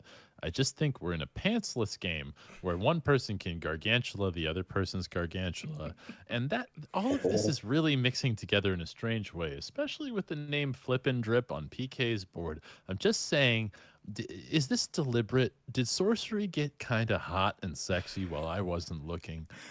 To your point about like Gargantula and the Gargantula, we did that in 4020 with Violymps and Kobolds. It was always who played the first thing first, and you just went back and forth. It was kind of funny. Who's gonna violent my kobolds at this party? You know what I mean? I left my keys in the bowl by the front door, but who's gonna kobolds my Violimp? You know? And I love PK going up to 11 here because next turn he can pop Frantic's only fire site and kind of go from there. When are we gonna see this mix fire off? Oh! I didn't even pay attention. He's got a Lancian Fate. Oh, goodness gracious, Georgie, Porgy, Puddin', and Pie. Call your mother on the phone because someone has been Atlantean fated. And it's not that big of a deal because of all the ordinary stuff Frantic plays, which is really cool. Sure thing. It still kills a lot the order, of things though, not because being he could flood it, suppressed. right? Absolutely. He could flood the site with the floodplain and kill the the order and the Omphalos going beneath the site. Leprechaun and Skeleton are safe. Oh, did He might have PK missed not it. flood it with floodplain? Oh shoot, he didn't. He just went for the Omphalos value. Interesting. Whoopsies. That's actually kind of huge. A big misplay coming out from the Pathfinder here. Whoopsies is the name of my first memoir, and I just want to plug it here now. Yeah, because if you get rid of the order, you kill his entire board here. Yeah, that and now all of a wipes sudden everything. Oh no. Oh, PK. It wipes everything. Just like the sponsors of our live stream tonight, Charmin. It wipes everything. I gotta get you an actual sponsor sheet to work in. No sponsors. If anybody wants to sponsor the Sorcerer Summit that's watching, let me know. I think we have a sponsor for next season, though. Absolutely, and it should be Charmin. Oh my god. Bounty cleans up messes, much like How you my feeling tonight? Sorcerers Summit. I should just say that Charmin cleans up messes just like my Sorcerer's Summit win-loss ratio, which is a huge mess. How can you see your win-loss on the Sorcerer Summit? Well, if you go to sorcererssummit.com and you look up Under Siege, you can see that I've been having a real rough go of it, Bruce. Thanks for asking. But I'm so happy to be here as a commentator. Like I said, I'm the Tony Romo of sorcery, and I'm really happy to be in the broadcast booth because my team's not winning a championship. Did we just see the first damage done to anyone this game? Yeah, man, not drowning that order. That's gonna hurt. Yeah, I actually think Geo's in an excellent position now that that didn't happen because PK cannot deploy any of his things other than Call to the Sea, and depending on how he positions the skeleton and this kettle top, or even he played on 14, right? There's nothing he can do to remove it. Oh, he moved it back. Yeah, he moved it back. Oh my! Oh no! Now Call of the Sea is a huge blowout. You do it on 12, get rid of everything. So mistake for mistake. Tell me, does someone have that in their hand? I can't see. Yeah, so I'll read hands. PK has a Ruler Thule, Call of the Sea, Lord of Unland. Geo has a Ring, a Paladin's Bazaar, Crater Eyes, and an Archangel Michael. Oh, goodness gracious. Yeah, so PK can pop Sinkhole. He's got another mix. Oh my goodness. Pop Sinkhole. He has the mana from Sinkhole. Pathfinder back to 9 and use Call of the Sea on 11 and eat and clean up his board with Lugbog Cat and Tufted Turtles. That's an absolute monster board wipe. What do you think, Moth, about the fact that these two avatars that are being played here are the two most, let's say, card advantage-y avatars? Is this something that we're going to see in Sorcery as a trend, that we just need as much draw as we can get? I don't think it's a product of the draw or even a product of the value they're obtaining. I think Pathfinder maybe being an outlier just because it enables some of the more broken spells like on curve because you're always playing sites. But I think this is actually a product of aggro being pushed out, right? Because you're not really afraid of dying or being pressured to death by turn 5 because of how good water is defending itself with the defensive sites, you're going to start seeing these earth decks kind of take advantage of not being pressured. They can go over the top, and I think that's why you're seeing more earth. Crater Eyes is pretty bad against aggro, but we're seeing them in full spades here in all these earth decks. So I know everybody's been screaming about Water, Air, Necro. We had 2 of them in our top 16, and they lost both lost round 1.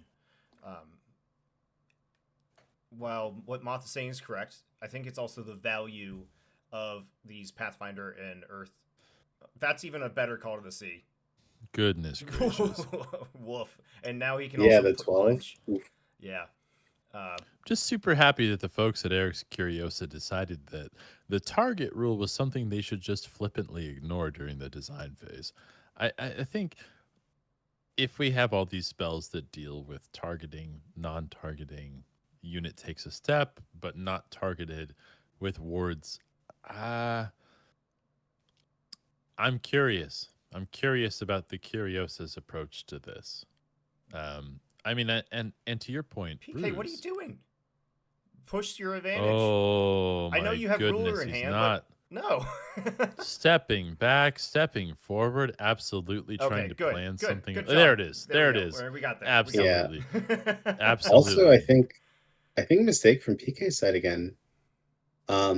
If he had played the other mix, because we know he has 2 mixes, he could have played Ruler this turn too, and that's just an extra 3 damage, potentially threatening another 2 damage on top of whatever he has on board, right? Attack and that over could on 16. easily just Yep. Yeah.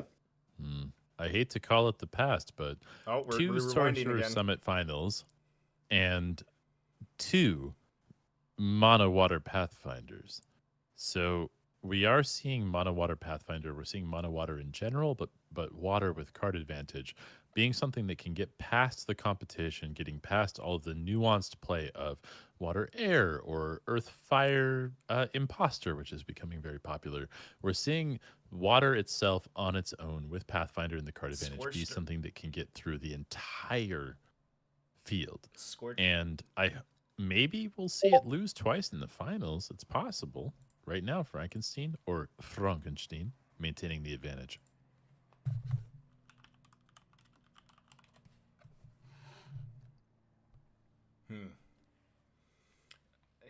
Frankenstein Franek did just draw Scorched Earth, and that Atlantean Fate feels pretty good right now. Maybe he didn't play Riddler just to not overextend. I get blown out all the time from overextending.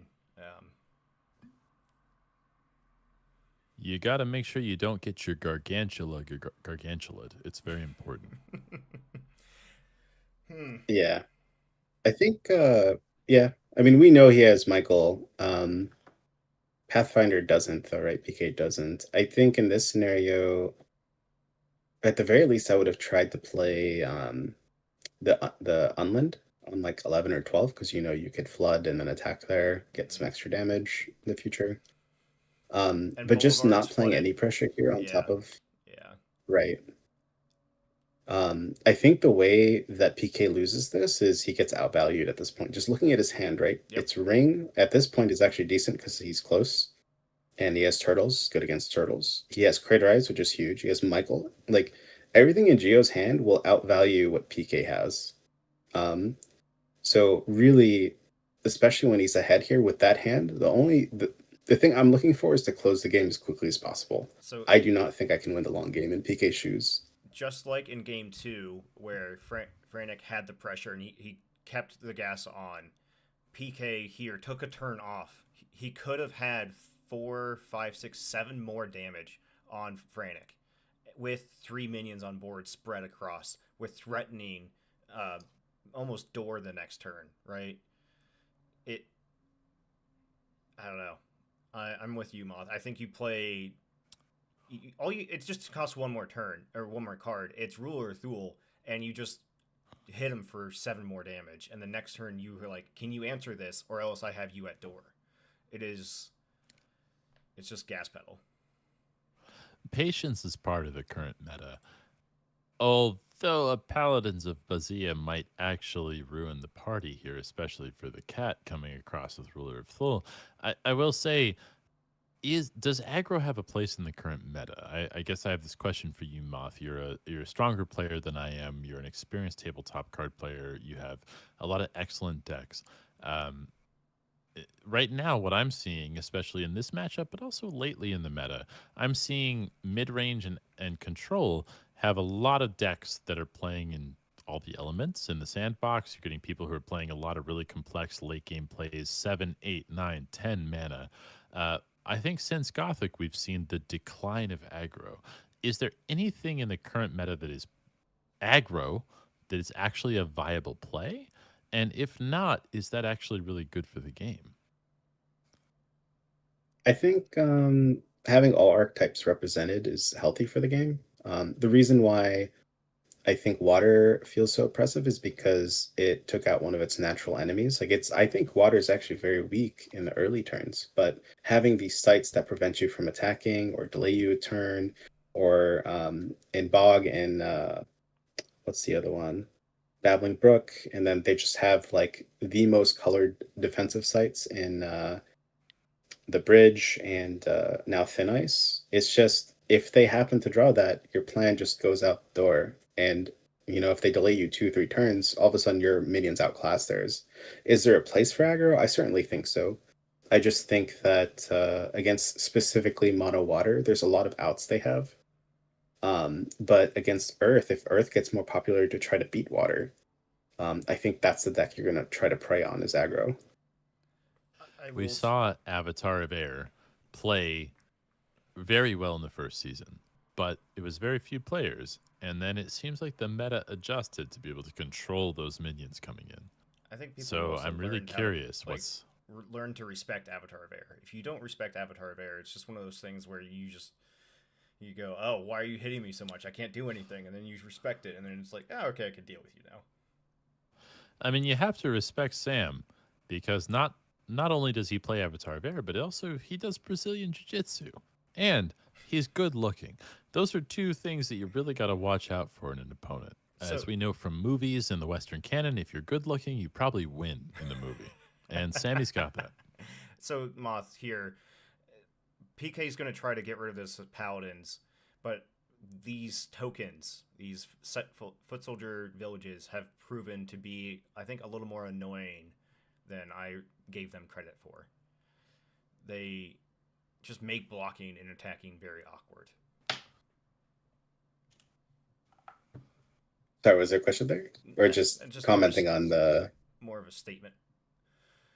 Here Yeah, comes the no, I can mix see that for sure. getting cracked. I love to see a mix getting cracked. What are we seeing out of the hand? I mean, I'm watching this the same way the audience is. I have no idea what's in anyone's hand. This could be a mystery card here, but is it the Great Old One? What's he going to play? I think he drew a Lacuna entity. I think he's trying to like kill the paladins. There's a train, so I'm going to let you guys take over here in a second. I'm going to say that sounded exactly like a train, and I just saw a second mix go in, which means he's got 9 out of 5 mana. At this point, he could play absolutely anything. He could play the entire Western Fleet in the Pacific with the amount of mana that he is counting right now. 10 out of 5. He's got a Lugbog Cat. I have to imagine there's a possibility we see Ruler of Thul. He's got to be a little scared of the Paladins of Bazia, or is it Batsia? I feel like Bazia sounds like a place you could get the best pizza you've ever had in your life. But at this point, we've got Pathfinder, we've got Tufted Turtles, Lugbog Cat, and we have a slight advantage coming from PK's side of the board. I'm really curious to see what all this mana is going to bring to feud. It's definitely kill the foot soldier, play ruler, kill your paladins with the 5-power cat after you attack with turtles, right? Absolutely. Here comes the 5-power cat that's no going to way. get the +1 bonus from Ruler of Thul, which is a very popular card. If you're playing water, there's now see, like, the double mix is coming out of the cemetery. There's a conversation happening between the players. You can tell because both their hands are hovering over the card that they're having a bit of a spicy conversation about it. What do you think they're saying, PK? Or Mom? So you crack both. You don't crack both mixes right now because it says the next spell you cast costs X less. So you have to crack a mix, do the thing, then play and crack the next mix so you can get the discounts where you want them. I see. So there's a little bit of a question here about the order of operations. The Tufted Turtles are coming in hot. What a beautiful card. Matt Frisk drew that card, and here comes the Ruler of Thul being summoned right atop the floodplain. The Lugbog Cat coming over for 5, getting rid of the Paladins who no longer have their ward. And Ruler of Thul's thinking about what he wants to do. He's going to attack the roots of Yggdrasil. The most meaningful damage we've seen in the game so far to this point, on top of Atlantean Fate, Pathfinder moving.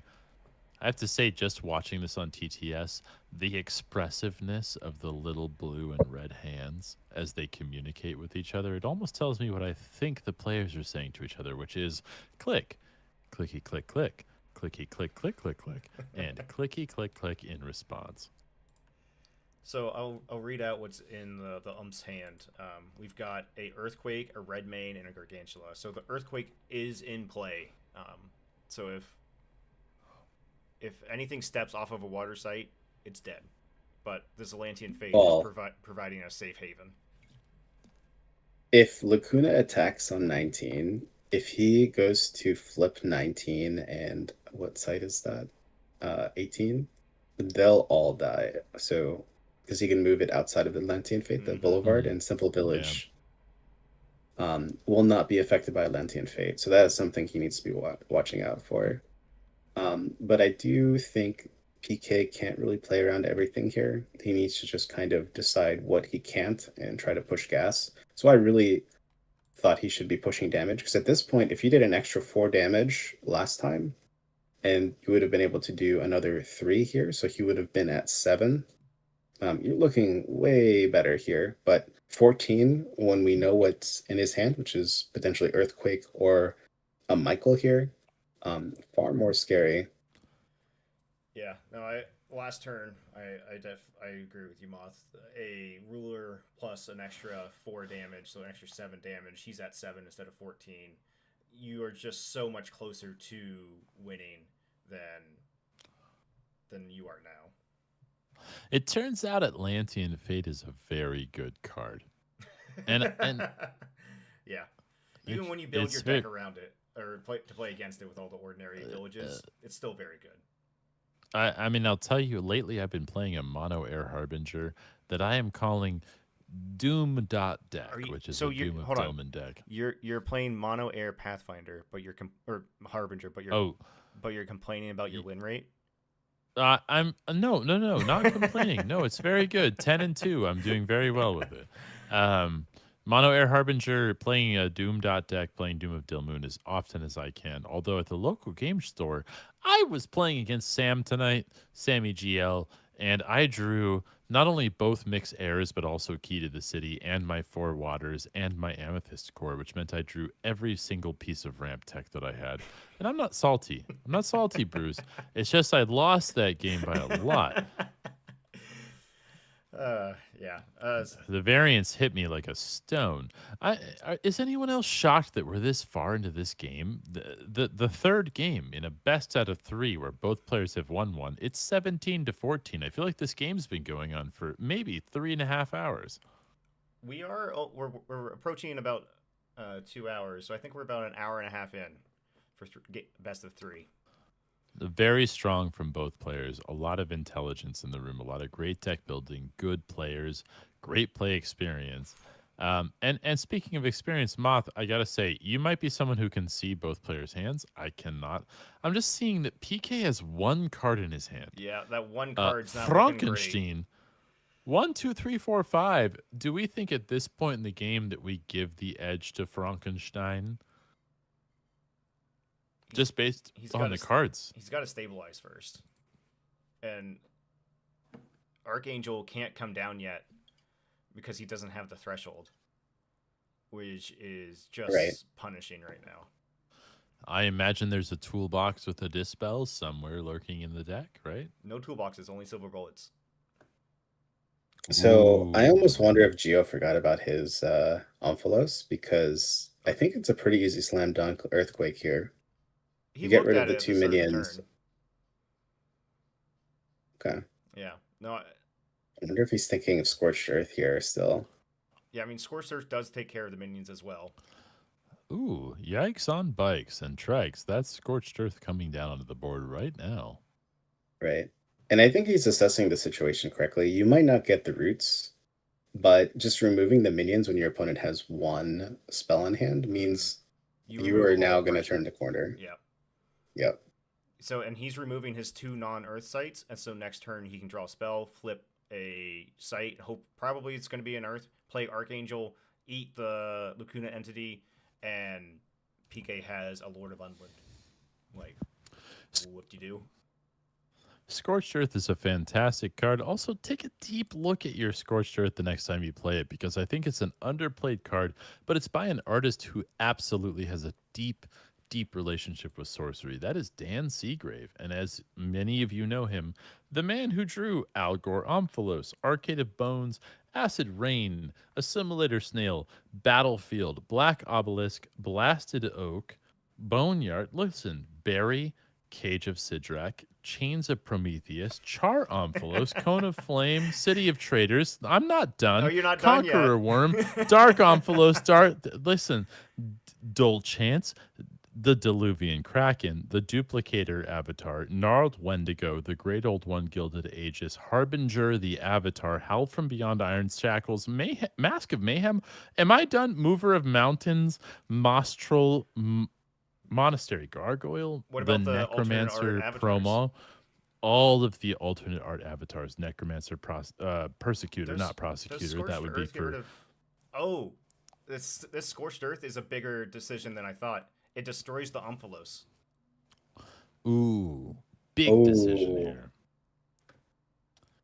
I'm wondering if Dan Seagrave gets paid enough money. Nimbus Jin, Orb of Balberith. Everything there. Yeah. Pillar of Zeros. Yep. Scavenging Fiend, Ruins, Sea of Ash, Seer. Oh, Not he, just he, sports he still just the right realized it. call. He was thinking I about still it. think it's the right call, though. Yeah. The way that he loses in this position is getting out tempoed, which is again punishes PK for his earlier lines. Like he's out of gas now. He's in a position where he has nothing other than Lacuna, and we know that Michael's just gonna come and just eat that Lacuna next turn. Yep. Oof, that was a big turn.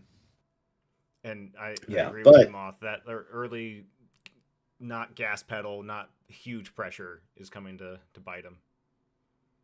yeah, actually two decisions, right? Oh, he's got Him enough not oomph. eating that order, him not eating that order when he could have, was huge because he would have had a call to see in his hand still. But he's also down that card because of an earlier decision as well. Do you play the oomph on That's the a Geo's lot of head? damage. Yeah, you do. Ooh. I don't know. Do you? I almost want to say I you I play think you it do just for for more more safe. fun. Gotta send it, man. I guess Hits a if he draws a dispel here, it's gonna be real sad. yeah, but what if PK gets a Lord of Lies? Fair point. Uh, you gotta go high roll, man. High roll. Dan Seagrave also drew the Taurus Hammer Trinket, which is one of the best cards in the game.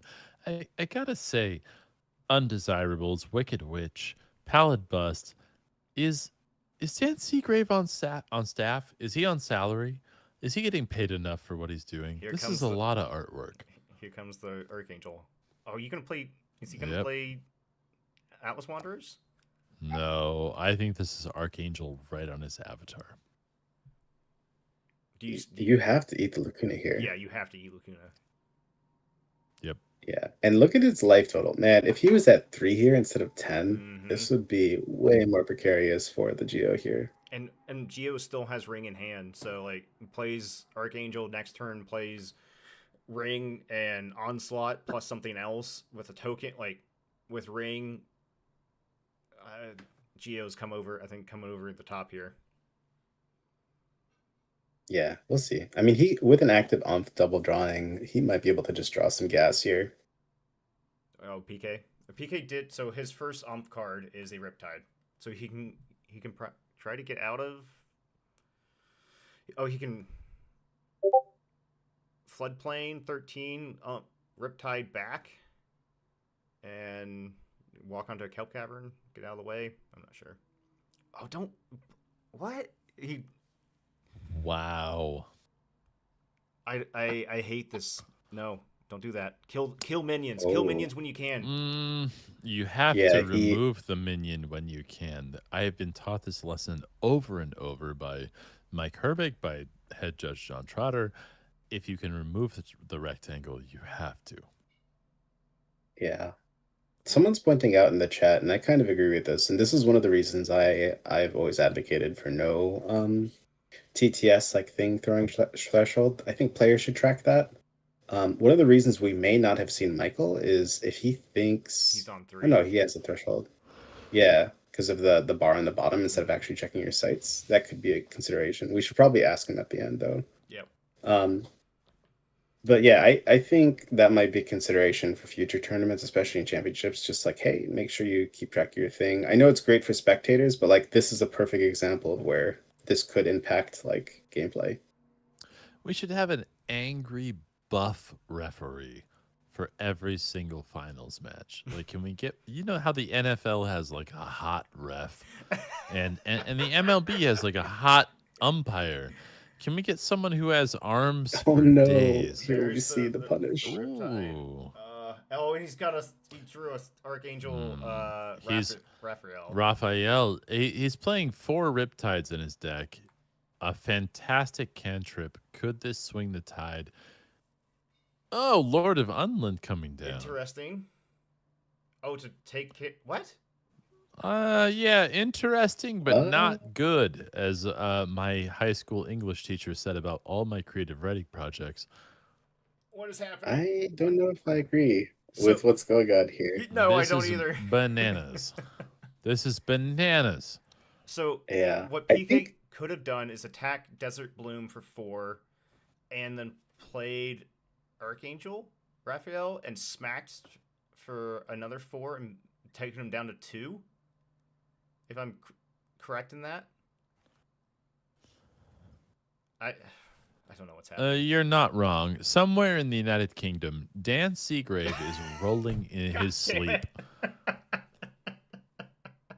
He's Yeah. not having a good night right now You because have he's to- rolling in his sleep. The fact that this was such a misplay, 17-8, and you had an opportunity to kind of flip it here.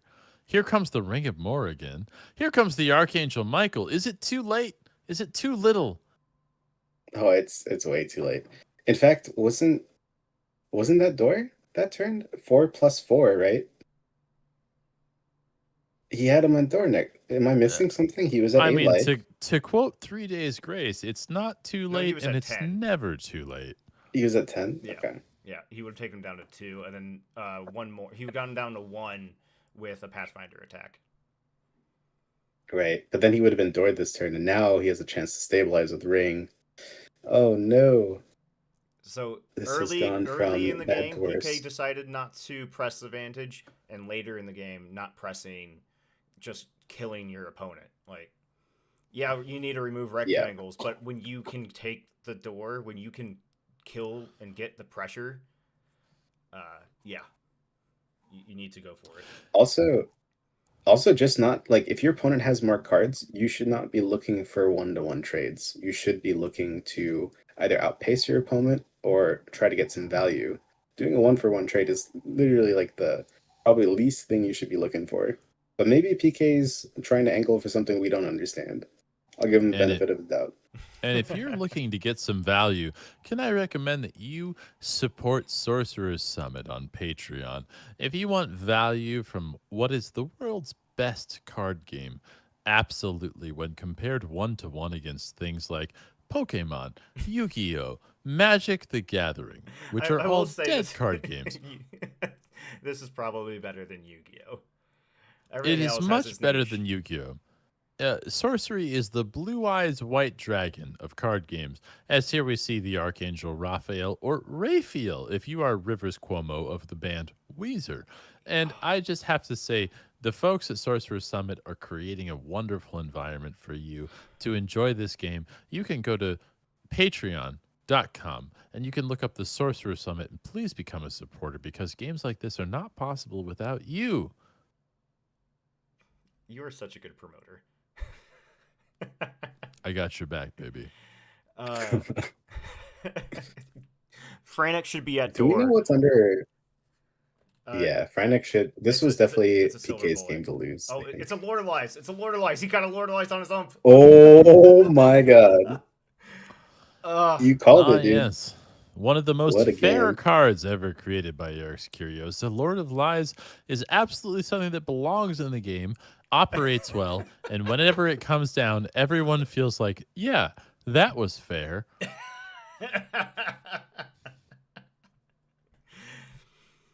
Sorcery is known for one thing, and that's broken cards. And Lord of Lies is Sorcery is known for one thing, and that is excellent balanced design across the entire meta at all moments. It is a swingy game by design. I will have to say that. Absolutely. As was my parents' love life, and I'll take that to therapy. Christ, man. I assure You you, at Bruce least asked Christ to had watch. nothing to do with it. So can't cast artifacts, so Silver Bullet's dead. So, but he does have a Lord of Lies. Geo can attack with Michael and Onslaught. Take hit for 5. He's got Return King in hand, Craterize, and Onslaught. Honestly, this is one of the drawbacks to playing some cards that are very swingy, like the Undead card in Franek's hand. It's just a You're dead gonna card. draw it, and when there's right now it's not looking that hot. I mean, it's probably really good against Necromancer, but yeah, against a Pathfinder, it's not great. And speaking of hot, maybe we should consider banning the Suit of Water entirely. Oh my goodness, is that a returned king? Yeah, but what is that really doing?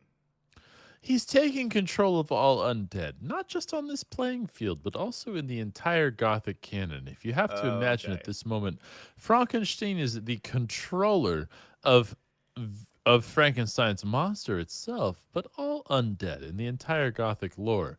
I don't think that PK can recover from this because there are elements outside of this board in literary fashion that are now under control by his opponent. This could spiral and cannonball and snowball into his personal life. Imagine that all undead monsters ever conceived of just descend upon his home and his family. This Is is a bad situation. oh, is PK 1 damage short? He can play Lord of Lies to take him to door, but then he doesn't have a good way to Mhm. kill him. And PK's hand is an Adept, a Tufted Turtles, and an Order of the Sacred Oak. Yeah. So he has to Well, play Lord of Lies to get him to door this turn if he wants to. yeah. I think you just slam it, dude. I don't Yeah. think there's any reason not to. No, You slam it, yeah, you maybe. door him, and then you kill the returned king, right? Oh, with the Yikes the on Archangel. bikes and Yeah. almost maybe trikes. I have to say, this is a bad situation. Having Lord of Lies played on your head is almost equitable to going to community college and expecting to have a viable career in the current economy. This is a bad situation. I will say, Frantic does get to kill Lord of Lies with Onslaught and Ring and pumping the Archangel. Yep. It must feel good here for sure. But then, But it does mean you're not dooring him. Yeah, you're not dooring him, but like you also need to protect yourself. He drew a landmass, so I think this turn. He drew a Koinixie. Oh, Yeah, no. Yeah, this is death. This Well, is death. he can't actually attack with it. He needs a defender, right? But if he doesn't attack and kill that, he's going to die too. Oh, no, he can move. That's right. Yep. Yeah. So he moves over, but Yep, Koinixie comes down on Umphalos. But Koinixie. Yeah. Yep. Yeah. It's Koinixie does There it. comes Onslaught. Oh, this is Ping a rough and situation. pump and attack. But next turn, PK has a Koinixie on the Umphalos location to drag over Geomancer and kill him with his Archangel. It's not going to Yeah. be. It's not going to be a good situation. 11 to Death's Door. I think we see what's happening here. And also, I have to say it's warranted because CJ, who is our in-paper champion so far of the Gothic meta, he thinks the world of PK. He just thinks that PK is outstanding. He thinks it's the best thing since sliced bread. And PK proving it right now. Absolutely. All the way through the top 16, winning game after game after game, and now coming up against an incredible opponent. Let's give him credit where credit is due. Does he have the win here? Oh, we know he does, right? He just needs He's to got to see it, in his right? Umphalos. There's no way he doesn't see it, right? Absolutely. Yeah. I mean, he I might. hope. PK could become distracted right now. He could Grubhub some KFC, and he could eat some fried chicken and forget he's playing a game at all. At which point, I mean, there have been some questionable decisions. I mean, Swap also does it. Take your ring. Oh, yeah, Yeah, there he's it got the is. Koinixie. absolutely. Questionable decisions. Also, the name of my buddy. second memoir coming out on Oh, and Penguin the swap. Random And the House. swap. Yikes. On bikes, everything coming down. Listen, folks, can we crown it now, Bruce and Moth? Is PK the winner of season 2 of Sorcerers Summit Gothic Edition? I'm dragging him in. Drag him in. Welcome, guys. Divine Healing and the collection. Woo! What's up? Good Hey, games, guys. man. Oh, in the collection. Hello, GG's, players. guys. Hello, Crazy. everybody. Thank you. GG's, as many people would say, and I would get a little razzled by because they would say it usually after they beat me. PK, I want to hold the mic right up to your face. How does it feel to be the champion of season 2 of the Sorcerers Summit?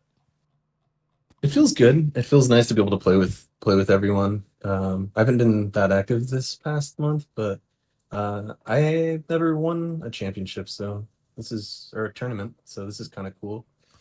A lot of good players, except for Moth because he doesn't play anymore. Wow.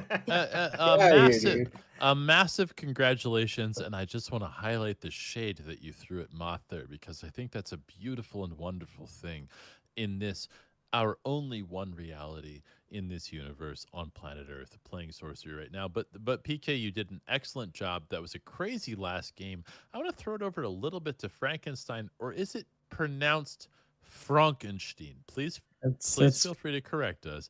How are Frankenstein. the games for you? And do you feel like were the draws fair? Did you feel good? It was just kind of an unfortunate last game, or do you feel like you want to make some changes now to your deck? I mean, you fought your way through a huge field of incredible players. You should be proud of yourself to finish second place. But how are you feeling right now after the loss? I feel like I didn't really make too many misplays. I think I'd keep the deck as it is. I think what ended up happening was that Atlantean Fate, like I built my deck around not being affected by it, and unfortunately, it did affect my roots and my was it Boulevard of Bones, and so I was kind of threshold screwed this game because of it, oddly enough. And So yeah, my Scorched Earth wasn't able to effectively pop the roots, and the double mix play was a little too backbreaking. So, question about There, threshold. We noticed that your threshold on the bar said 3 when you had 4. Did that prevent you from playing the Archangel earlier? 3 when I had 4. Yeah. After you popped Scorched Earth, you popped your 2 sites on the back row, and I think you had 4 Earth threshold after that pop. Yeah, you had 3 ordinary Earth sites, 2 of which were not affected by Atlantean Fate, and then you happened to play the Desert Bloom, and that should have given you your 4th It Earth. was the turn you played Atlas Wanderers. That was my 4th. Yeah, I think maybe the threshold thing screwed me over then because I thought I couldn't do that. I thought that's why I played Alice Wanderers over the Michael that turn. mm, Yeah, Right. So yeah, yeah. I guess I should have been more vigilant on the actual sites on the board because yeah, I was just following this tracker. And this moment in the broadcast is brought to you by TTS, which is a wonderful simulator for the game of sorcery and always keeps excellent track of the game going Yeah, it's actually forward. true because I see I have 4 sites here. I mean 5 Earth sites, and it's only saying 4. So yeah, Mm. I don't know if it would have changed the outcome because of the Lord of Lies, but yeah. Yeah. Yeah, lots of back and forth. I actually thought you were going to stabilize at one point, and then we saw the Lord flip on the envelopes, and we're like, oh. It was super Yeah. lucky. I learned not to double stack like an idiot. For yeah, I probably should have remembered to do that. But I feel like it was extremely tight. I didn't even know the threshold. I just always assumed that he had threshold because Geomancer. So sorry about that. All good. Yeah, I PK, had you are a champion player. You are an excellent player from the very early days of sorcery. I know you took a chapter away from sorcery in your life as a card player, as a game player, and we've recently seen since Gothic came out, you've come back to the game. Do you feel like now that the Gothic set has come out, do you feel like the game is more to your tastes as an excellent player? Is it more viable? Is it more fair? Is it more interesting? I'm curious now that we've seen you kind of reemerge onto the scene. What is it about the game post Gothic that is drawing you back to playing competitively? And do you think that the game is on the level that you want it to be? Yeah, I'd say the community really just made me want to come back and play. It's like CJ kept pestering me. He's like, "Hey, come back and play." And Bruce is like, "Hey." Every time you would You poke know, your so- head in, everybody would freak out. PK's back. He's alive. Oh my god. But I don't know. Everyone's really nice, and I feel like community is sometimes more important than the game. The game is great. Don't get me wrong, but the diversity in having multiple sets out is kind of nice. So even though I haven't played this past month, I've been like reading and hearing that people are coming up with new decks and stuff like that. So it's pretty cool, pretty interesting. I felt like Fnatic or anyone could have won right in the top 16. So it's just like a yeah, sure there is a level of skill, but I feel like there's also a lot of luck too. So So kind of on that, Frantic, and PK, how did the best of three feel as the finals game? Watching it, it was a lot.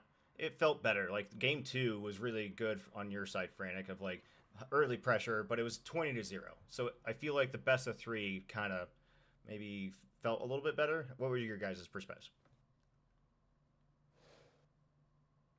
I enjoy best of three. I feel like, the longer it goes, as long as people have time, it's nice. And I feel like for this tournament style, I think it's nice because then you get like it's not so short, right? Because the games can sometimes just be like 20-0, and then it's like, sure, it was interesting, but it's also like we're all hyped, right? We're all hyped, and like we're working towards getting like to the top 16, and then you play, and then the last game, if you make it, it's like you only have one shot. So I feel like best of three is nice. Like maybe best of five is too much, but best of three is good.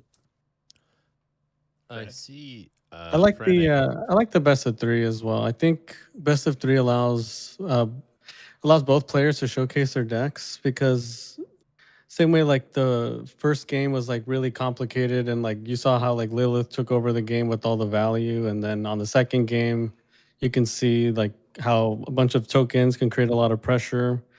And in this game, just Lord of Lies and Atlantean Fate made their appearance. So it just feels like both decks were able to showcase what they're supposed to do in the span of the three games. I think it gives like a fuller story for the audience. Absolutely. It was certainly interesting. Oh, sorry.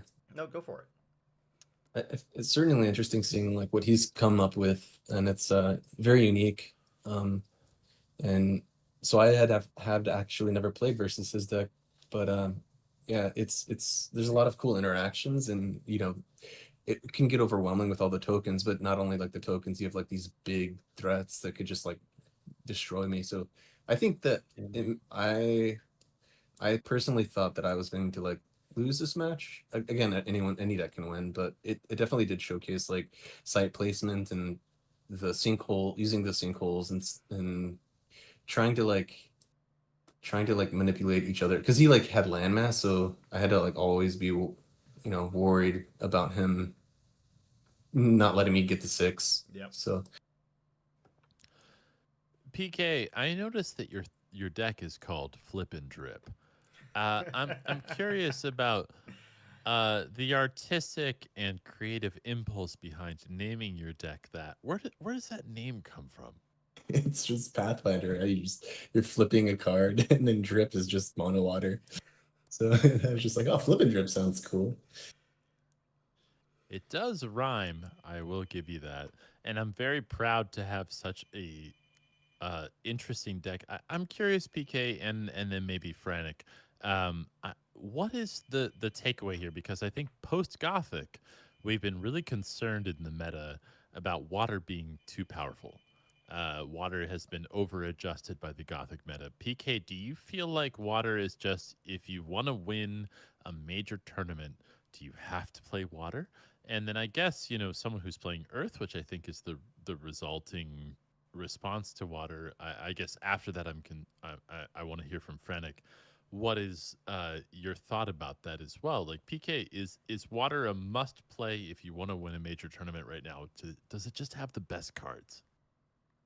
Um, it certainly does have like the best cards, and the uniques are just insane. This should be. There's many people have their opinions on this card, but it just has too many like blowout cards or hard to remove cards like stag and order. But like on a good note, I feel like like I said, any deck can win.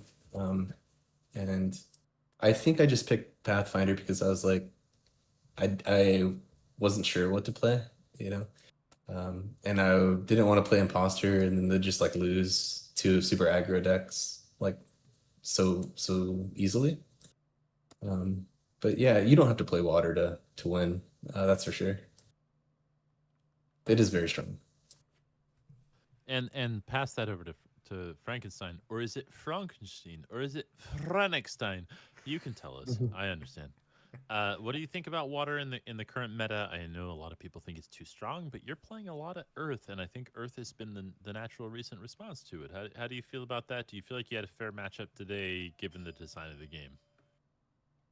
I think it was fair. I think what not that the Geomancer struggles against Pathfinder, but Pathfinder is one of the avatars that I feel that can really disrupt me. Like you saw in a lot of the matches, like his Pathfinder was in my territory, and I think that's what beat me more than him playing water. Obviously, like Atlantean Fate did its thing in this last game, but if he was playing any other avatar, I feel like I would have been able to come back.